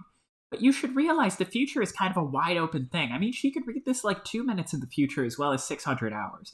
At that point, you could essentially be talking to present her, completely defeating the purpose of your own spineless message in a bottle apology. Oh, yeah, I didn't really think of that. Past Arachnid's grip. 8 minutes ago, responded to memo. Hi. Carcat, shut up. This does not concern you. Okay, whatever. My memo, but whatever. Wow. Hi. Tavros, it's okay. Really. So you don't feel that way about me. That's fine. I shouldn't have expected any different. I can deal with it. I'm not a wimp like you. I roll with bad breaks all the time. No biggie. In fact, I have already dealt with it. I was over there dealing with it while you were over there on the computer. Well, on the floor, fooling around with the computer after a cute girl tried to kiss you for some reason. As it turned out, fooling around with your computer to go cry on future Carcat's shoulder about this? Yeah. You are a strange and funny boy, Tavros. Oh, God, this is completely hilarious. Now I see why everyone has been ripping on my memos.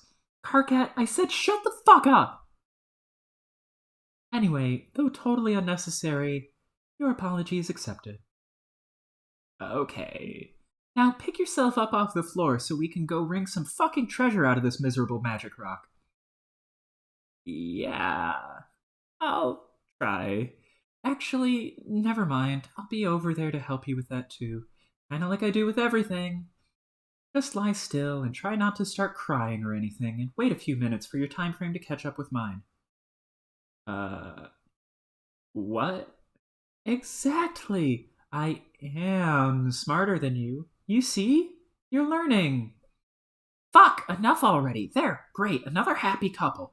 In whatever hideous quadrant this batshit pairing will sustain. Now off you go. CCG banned PAT from responding to memo. CCG banned PAG from responding to memo. Holy hell, this is exhausting. I don't even know what I was talking about anymore. Okay, maybe I'll take a minute to collect my thoughts and get back on topic here. Future carcinogeneticist, 609 hours from now, responded to memo. No, you won't. This one was particularly nauseating in retrospect. I'm shutting this down. FCG banned CCG from responding to memo. FCG closed memo. Hey, Runt. Get up, Runt. Get up on those goddamn jelly legs of yours. Go kiss the girl. I said get your ass up and go kiss the girl, you pipsqueak. You're making me mad, Runt. Kiss that girl. I'll rip your horns off and put 'em through your eyes. I'll pop your little head like a grape. You're a wimp, you know that? Make me sick. Kiss her. Kiss her, you wimp. Get up and kiss the girl. You are having trouble bringing yourself to get up and kiss the girl. You kiss that guy this instant.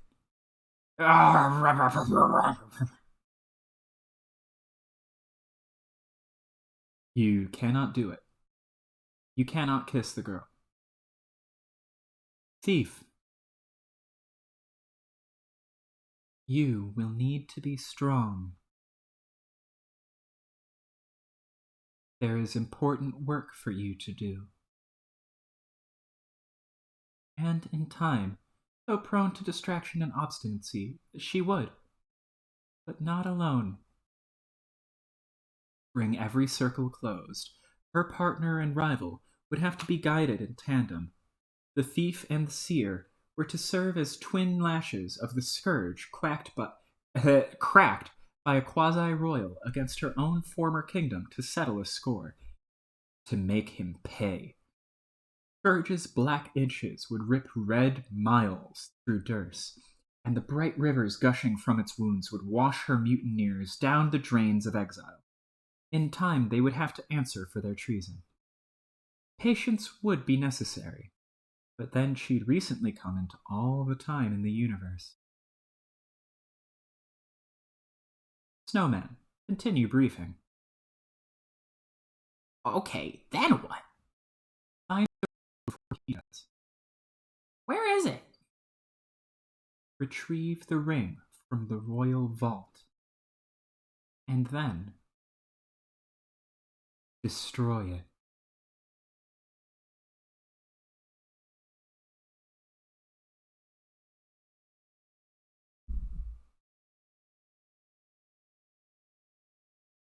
Centuries ago.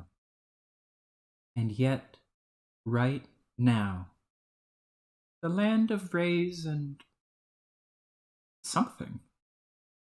The Sylph of Space was able to vacate the impact site with several features of her buried landscape in tow. She sits atop her session's dormant forge. Anaya, reply to memo. Future carcinogeneticist FCG 599 hours from now opened memo on board Team Adora Bloodthirsty. Fine then. Since past me just banned current me from the preceding memo and doesn't appear to give a shit about my future wisdom as usual. Oh, for fuck's sake.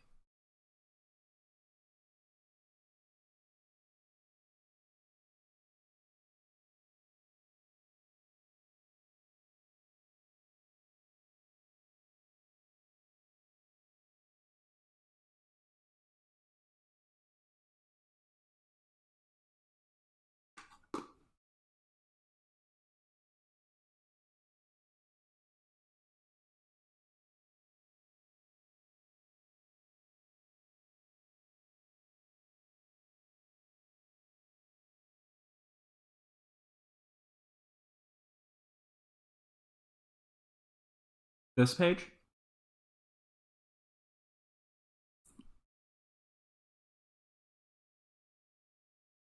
With the Sylph of Space?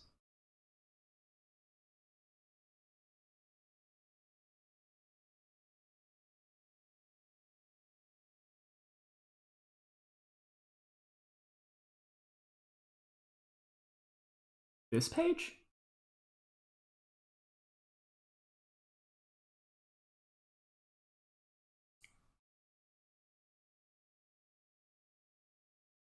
Which page? Did I go too far, or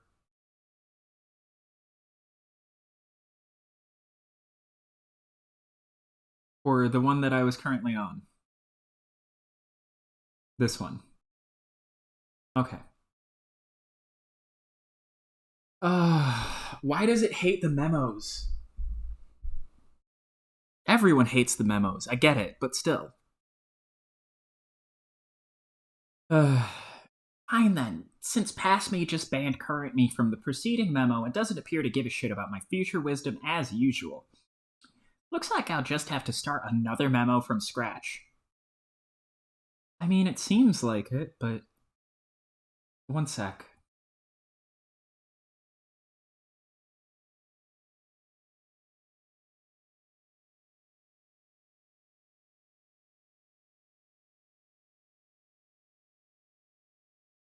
There. Nihimic, stop fucking with my thing.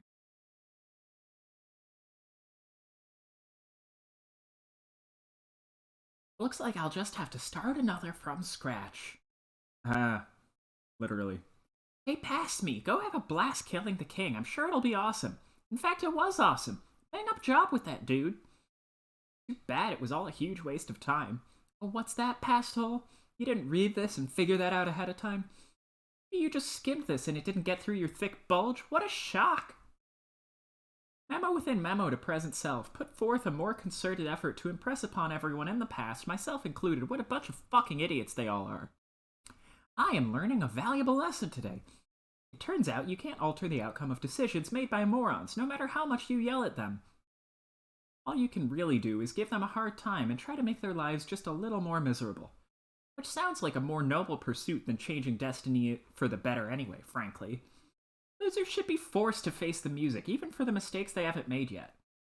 Their punishment is being allowed to make the mistake in the first place. Talk about poetic justice! And then getting soundly berated before, during, and after the mistakes being made. After the mistakes are being made is just the mucus on the grub loaf. Sweet, tangy mucus. Ah, this is dumb. Why did I ever think these memos were going to be a good idea? Nobody cares. Nobody's even trolling me anymore, and I'm leaving myself pretty wide open too. Some pretty dumb things here. Guess maybe I wrote too many. Filled too many of them with long arguments with myself.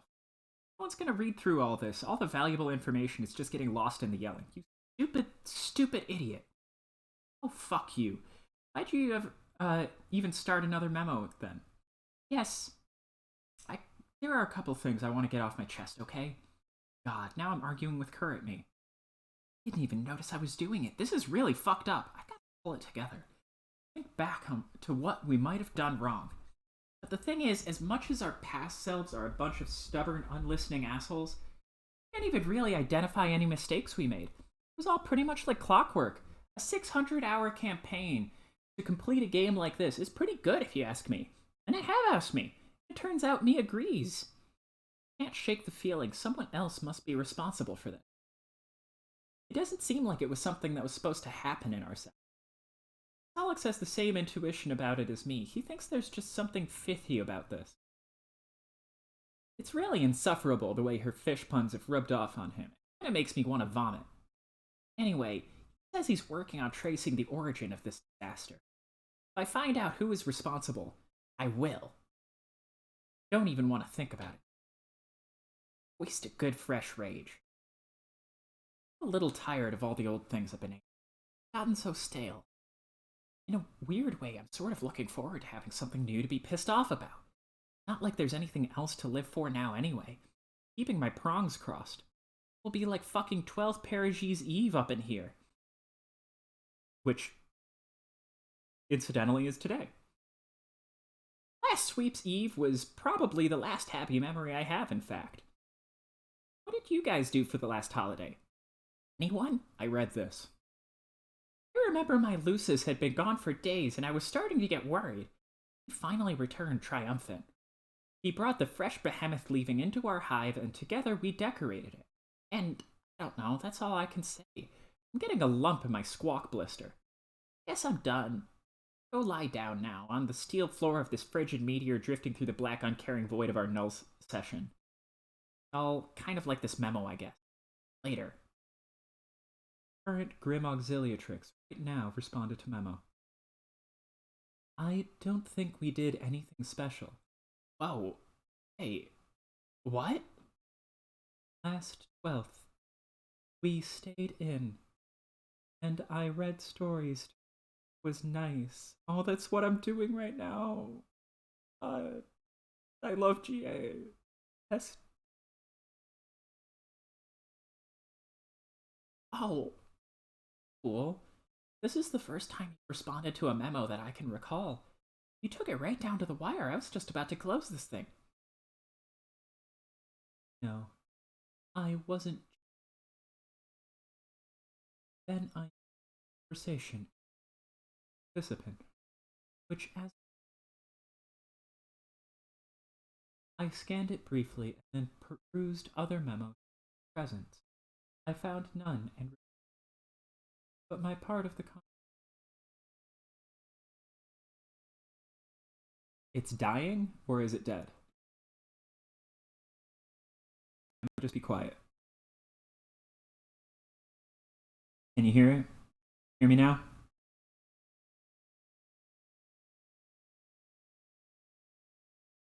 I'm getting a little quiet. That was, I got a little emotional. Can you hear me?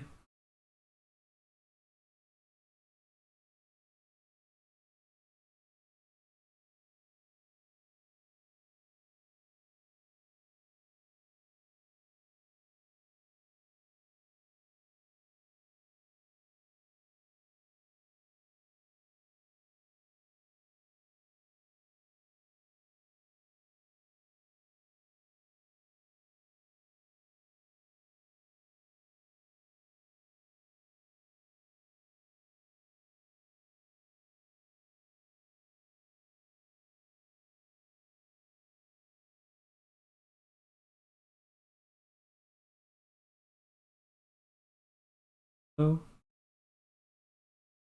konnichiwa. Hello?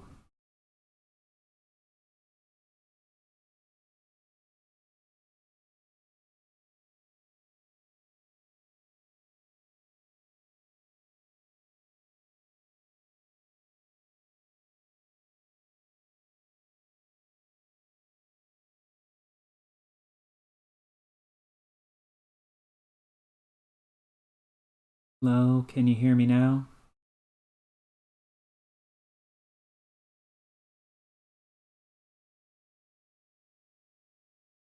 I was getting quiet as well. Both happened. Was it during Kanaya's bit? The right down to the wire line? God, it's died twice on this fucking page.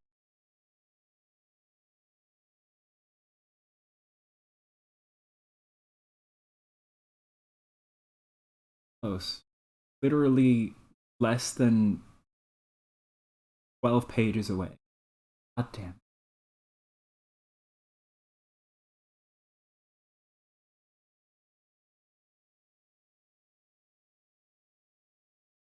Wonder what's happening.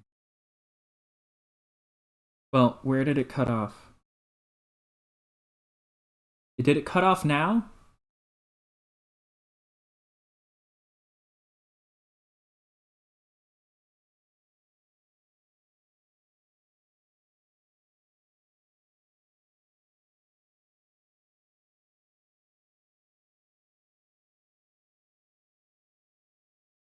Like, like you can hear me now?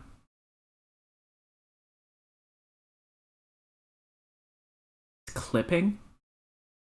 Oh, what the fuck? Uh...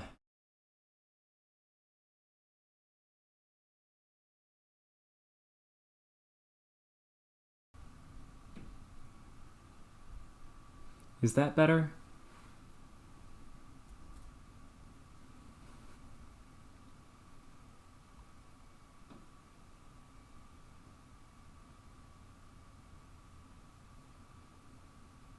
Anyways, where did I cut off last time?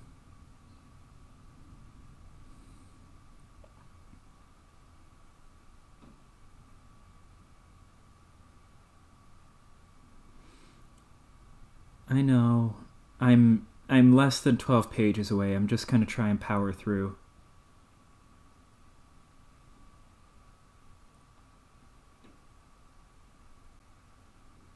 Although it isn't encouraging that it's getting closer and closer together. Wait, you can't tell if it's clipping?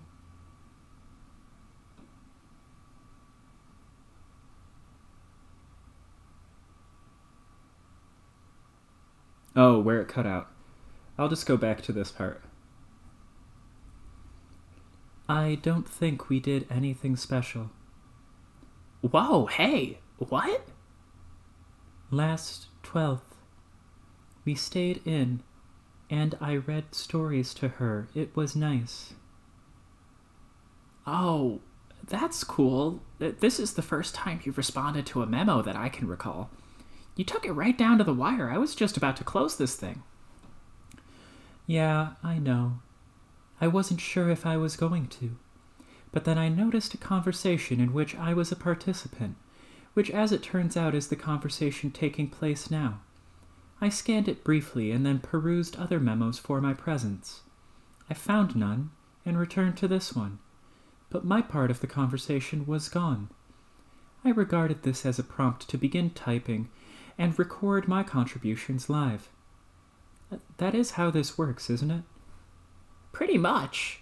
For a while it was frustrating. When I discovered the feature, I kind of breezed through all my future memos, not really reading all of them carefully or thoroughly. When I looked at it again, the whole board was gone. Because it was time to make it in the first place, so I did. And then I kept making memos with only foggy recollections of what they contained, while all these other chumps from different times kept giving me shit, including myself. But it was all good, because as I eventually became my own future selves and got to be on the other side of those conversations, I could do my past selves the service of informing them how stupid they were being. I stopped bothering trying to remember how any of these memos went. Honestly, the last few weeks have been a blur to me. Just nonstop yelling at myself, haggling with past and future knuckleheads, killing monsters and solving puzzles, cycling through all the gates and planets like 100 times, zigzagging down to the battlefield, out to the Vale, over to Prospect, back to Durst, and on like that until we thought we won. But we didn't. We lost. We lost as hard as fat guys fall. What exactly happened? Did you read the memo just before this? No. Give it a read. I'm done ranting all about that for now. All right. In a moment. But yeah, that's how Trollian's timeline stuff works. You'll get used to it. Or not. Since apparently this is your only memo reply, you were pretty shrewd in sidestepping this whole clusterfuck. It seems like a logical way to engineer a system wherein one simultaneously functions as the reader and author of the transcripts. It's temporally sound construction. Then you're the only one who thinks so. Hell, you probably would have been a better maid of time than the one we're stuck with. She's completely shit-hive maggots. Don't even get me started. I think we are given roles to challenge us that don't necessarily suit our strengths. At least I was. I have no idea what I'm doing here. Sure you do. Or you will. Trust me, you'll do fine. So what prompted you to respond anyway? I mean, aside from being strong-armed by conversational predestination. Oh. At this point, I'm not even sure if I'm inclined to ask anymore. You might not have a choice. Do you remember if this memo was much longer than this? There is a good way to go. I think, yeah. Then might as well spit it out. It's such a silly question. Red or black? What? Your problem. Does it pertain to red rum or black rum feelings? That's not what this is about. Come on, people have been using these memos to sift through their romantic problems for weeks. I am a fucking veteran at this shit by now. Seriously, I don't mind. It'll be a welcome reprieve from shouting at myself. I'm not sure what to say about it. Didn't you at least get a sense of what this conversation was about when you skimmed it? Not really. If I were thinking about it, I probably wouldn't have wanted to anyway. Don't you think it's better to have unrehearsed conversations, even if the subject matter is awkward? Yes, I completely agree. It's good you didn't read it. We can avoid the sort of verbal slapstick routines I'm sick to fucking death of by now. I'm so tired of people being all coy and telling me what we're about to say before we say it, and then we wind up fucking saying it anyway. And then we prove to the invisible Riddler that is Father Time beyond a shadow of a doubt what a bunch of fucking idiots we all are. Do you have any idea how old that gets after a while? So really, tell me. I know it's on your mind. I got a sense for these things. R or B? Okay. Red, then. But I guess not really red enough. Well, isn't that always the case? The story is old as time. Even in places where, strictly speaking, time didn't exist until recently. Who's the target of these flush leanings, if you don't mind my asking? It's not the asking I mind, it's the telling. In a public forum. I don't Did you notice anyone else join in later? No, it appeared to be just the two of us. See, no one cares enough to bother. I don't know whether that's reassuring or a bit disheartening. Well, I didn't mean it like that. Their disinterest is more of a reflection on me than you. Disinterest is the operative concept here. She's not even responding to my messages anymore. Could be busy, but I'm rapidly approaching a resolution to discard the preposterous infatuation. She? Well, I guess that narrows it down somewhat. Shit. If I think back on events, knowing this, I could probably piece it together. How about if I agree to consult with you about it in private? We can drop it here. Before a year, you crack me like a vault, with your weird romance sleuthing acumen. All right, deal. It still puzzles me that you are so versed on the topic. Do you have access to a manual archived on a remote server somewhere? What? No, of course not. I don't actually know all that much. I just know this stuff will drive you shit-hive maggots if you don't figure out how to deal with it. That figure of speech you keep using puzzles me too. Like, not that I expect you to give a shit, but personally, I am all twisted up about Black Rom stuff especially. Honestly, I don't think I was cut out to have a kismesis. I think my standards are way too high. Did you...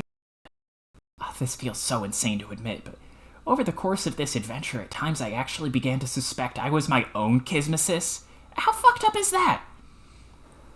I'm not qualified to say. That happens to Rose. Neither romance nor psychology are my strong suits. But obviously it's not true. I never even did any legit time traveling where I could meet myself. I just bickered with past and future ghosts on a chat client. Fitting, really. Every calignous adversary I've contemplated has eluded me like a phantom, even myself. Whatever, I'm done with it. And what of Scarlet Ambitions?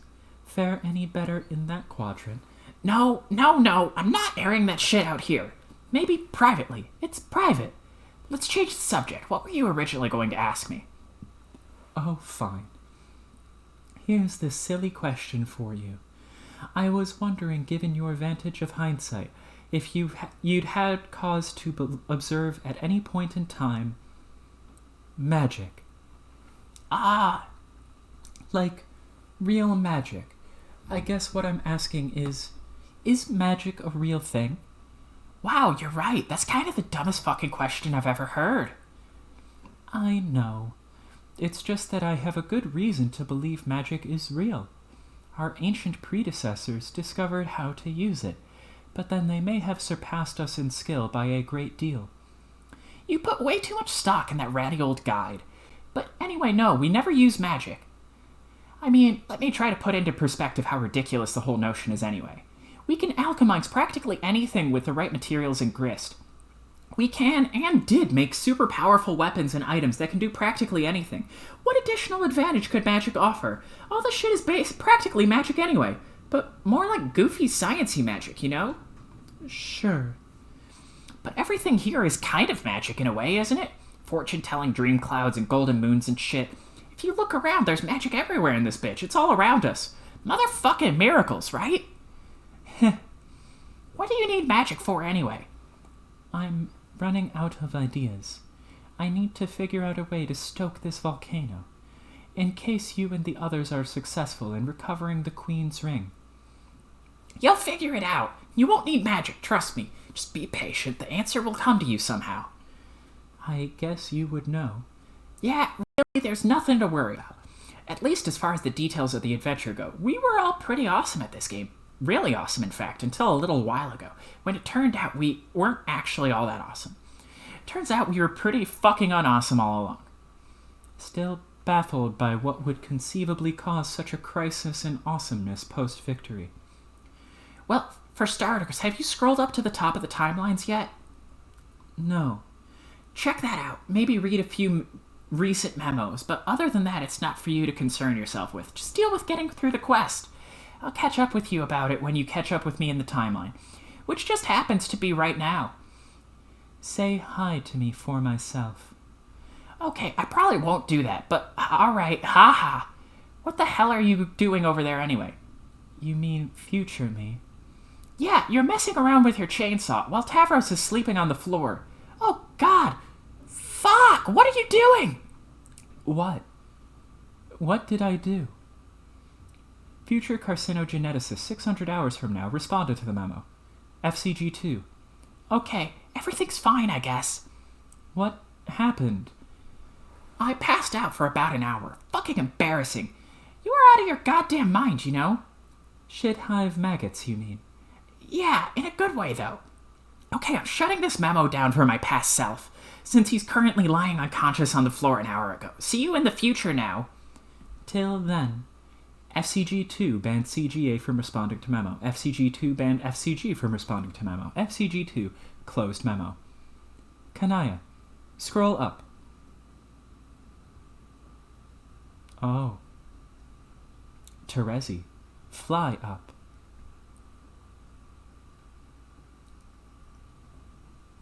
Swoop. Sniff. Terezi! Hey! Hi, Terezi! Hi! Sniff, sniff, sniff. Sniff, sniff, sniff, sniff. Terezi, respond. Last memo, please. God. Okay, I got your message. Oh, this isn't a memo.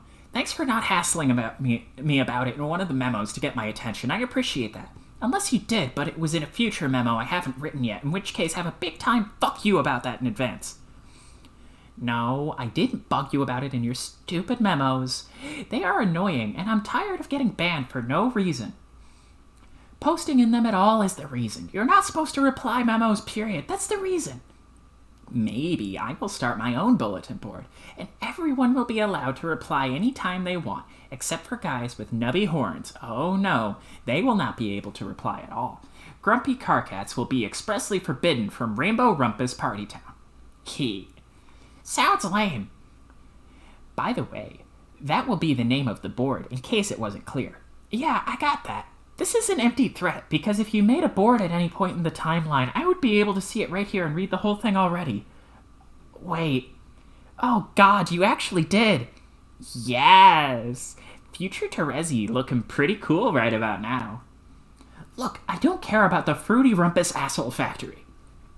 What's all this about going after the Queen's ring?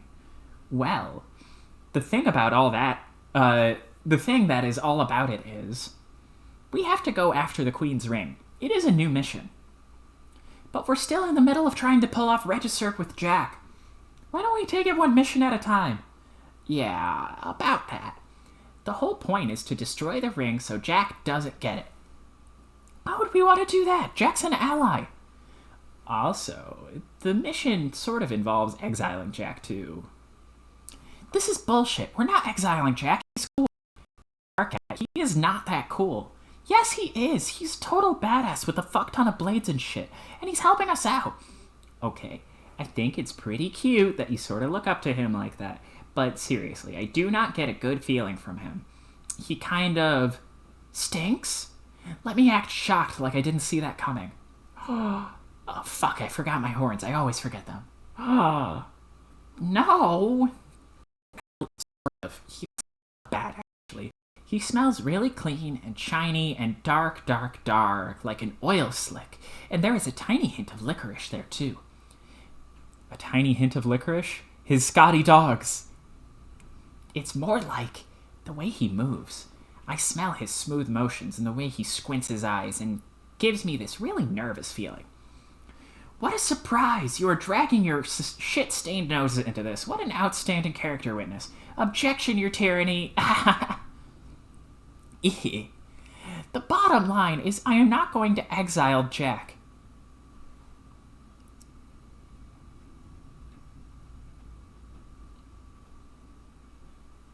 I cannot believe it's breaking this often. I have turned off everything. Everything. What the hell?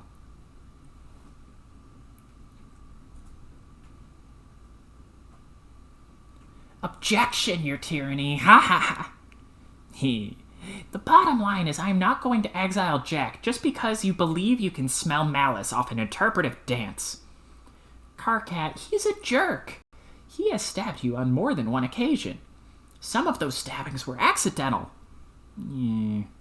Okay, well, I know for a fact the third time was accidental. Anyway, you've beaten the shit out of me a few times yourself. But I didn't draw blood. I mean, I could have, to satisfy my curiosity. But I didn't, as a courtesy to you, since you still want to keep it a secret from me like a petulant little wiggler. Hey, I promised I'd tell you. I wasn't ready, okay? Well, it's okay. I know what color your blood is anyway. No, you don't. Yup, I totally do. Lies! I've been very careful. Not like you classless shitbags who slop your blood all over the place every goddamn minute like it's some weird fetish. What? Hold on. What is it? I said hold on. Sometimes it's hard to pick out the letters from the holo projection. I need to get a closer look. Are you licking your glasses again? I hate it when you do that. It's fucking disgusting. Not what will ever get out of here. You can hear me, yes?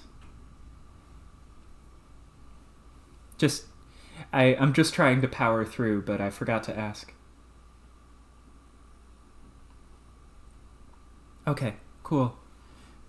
Almost there. That is better. It is much easier to read your color this way. Your drab, dirty pavement gray, on top of candy red like a shiny lollipop. Does that sound familiar, Karkat? Yes, I'm extremely familiar with this sort of nonsense by now, sure. No, I mean gray on red, like the way your skin conceals your blood. What? Candy red. Are you shitting me?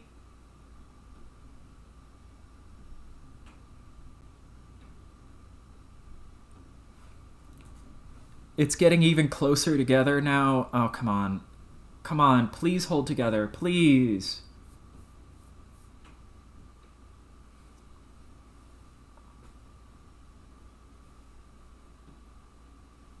Am I back?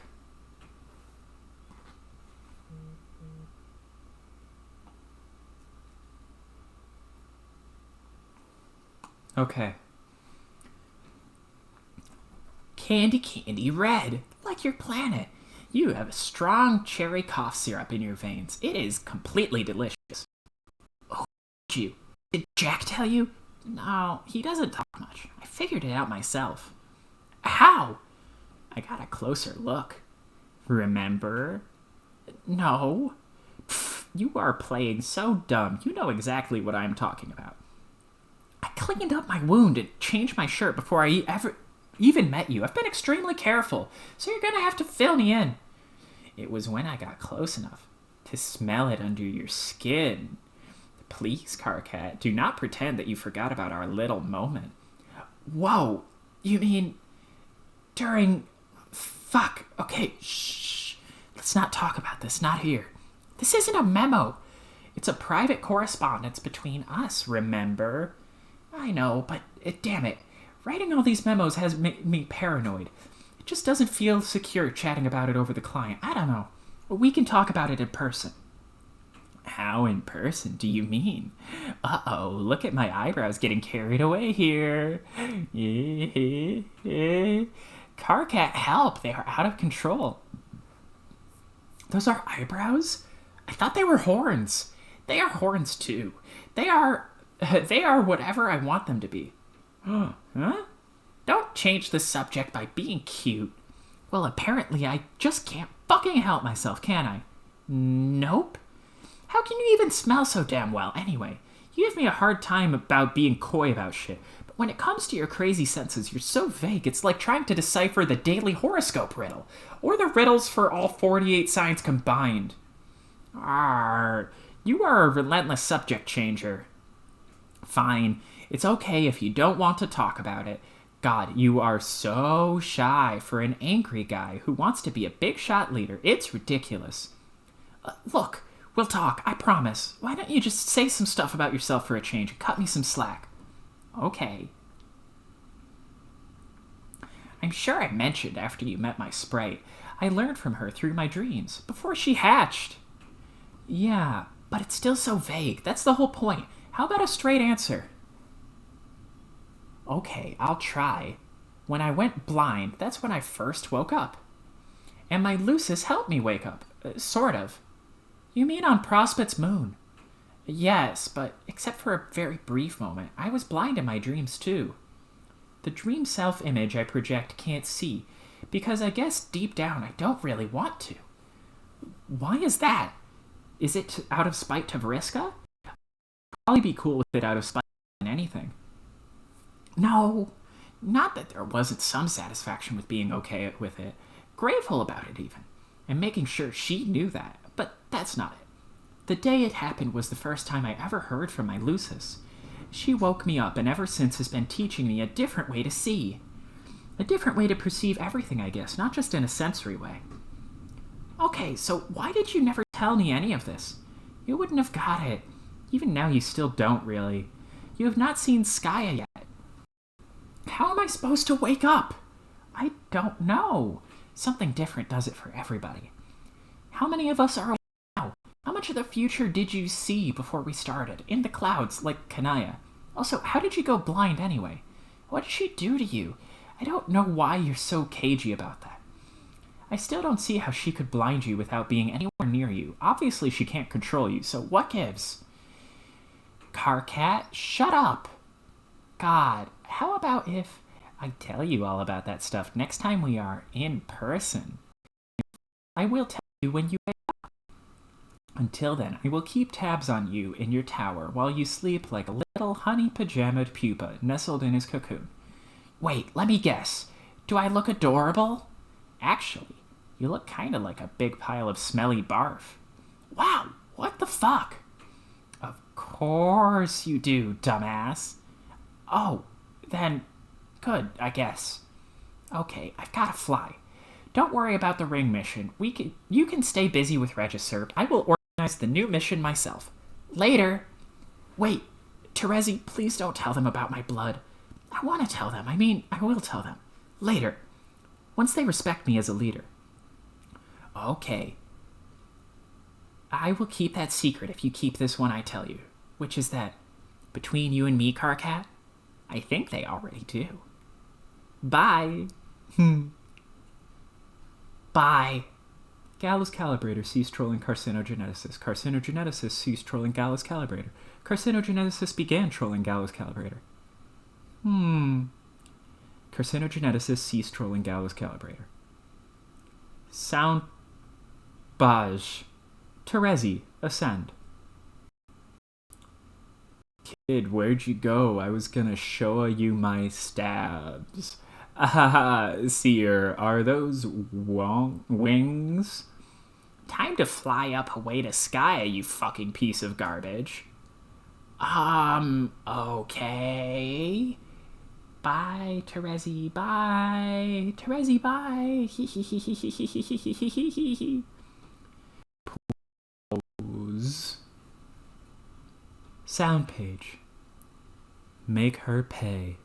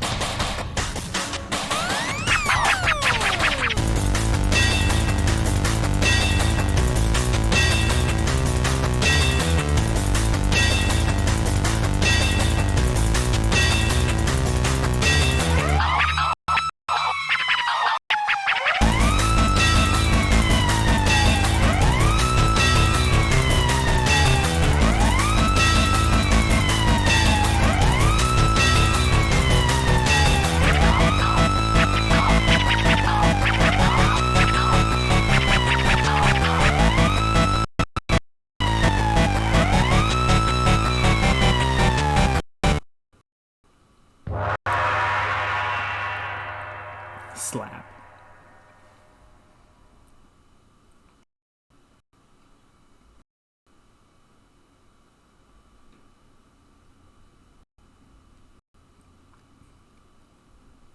Attagoyle.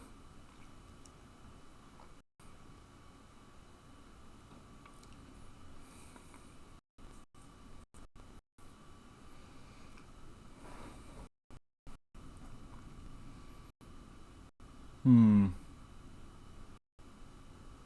gonna save skip to the end for later. This has been such a frustrating fucking stream. I'll try and have my audio fixed for next time. God damn. Being so weird today. I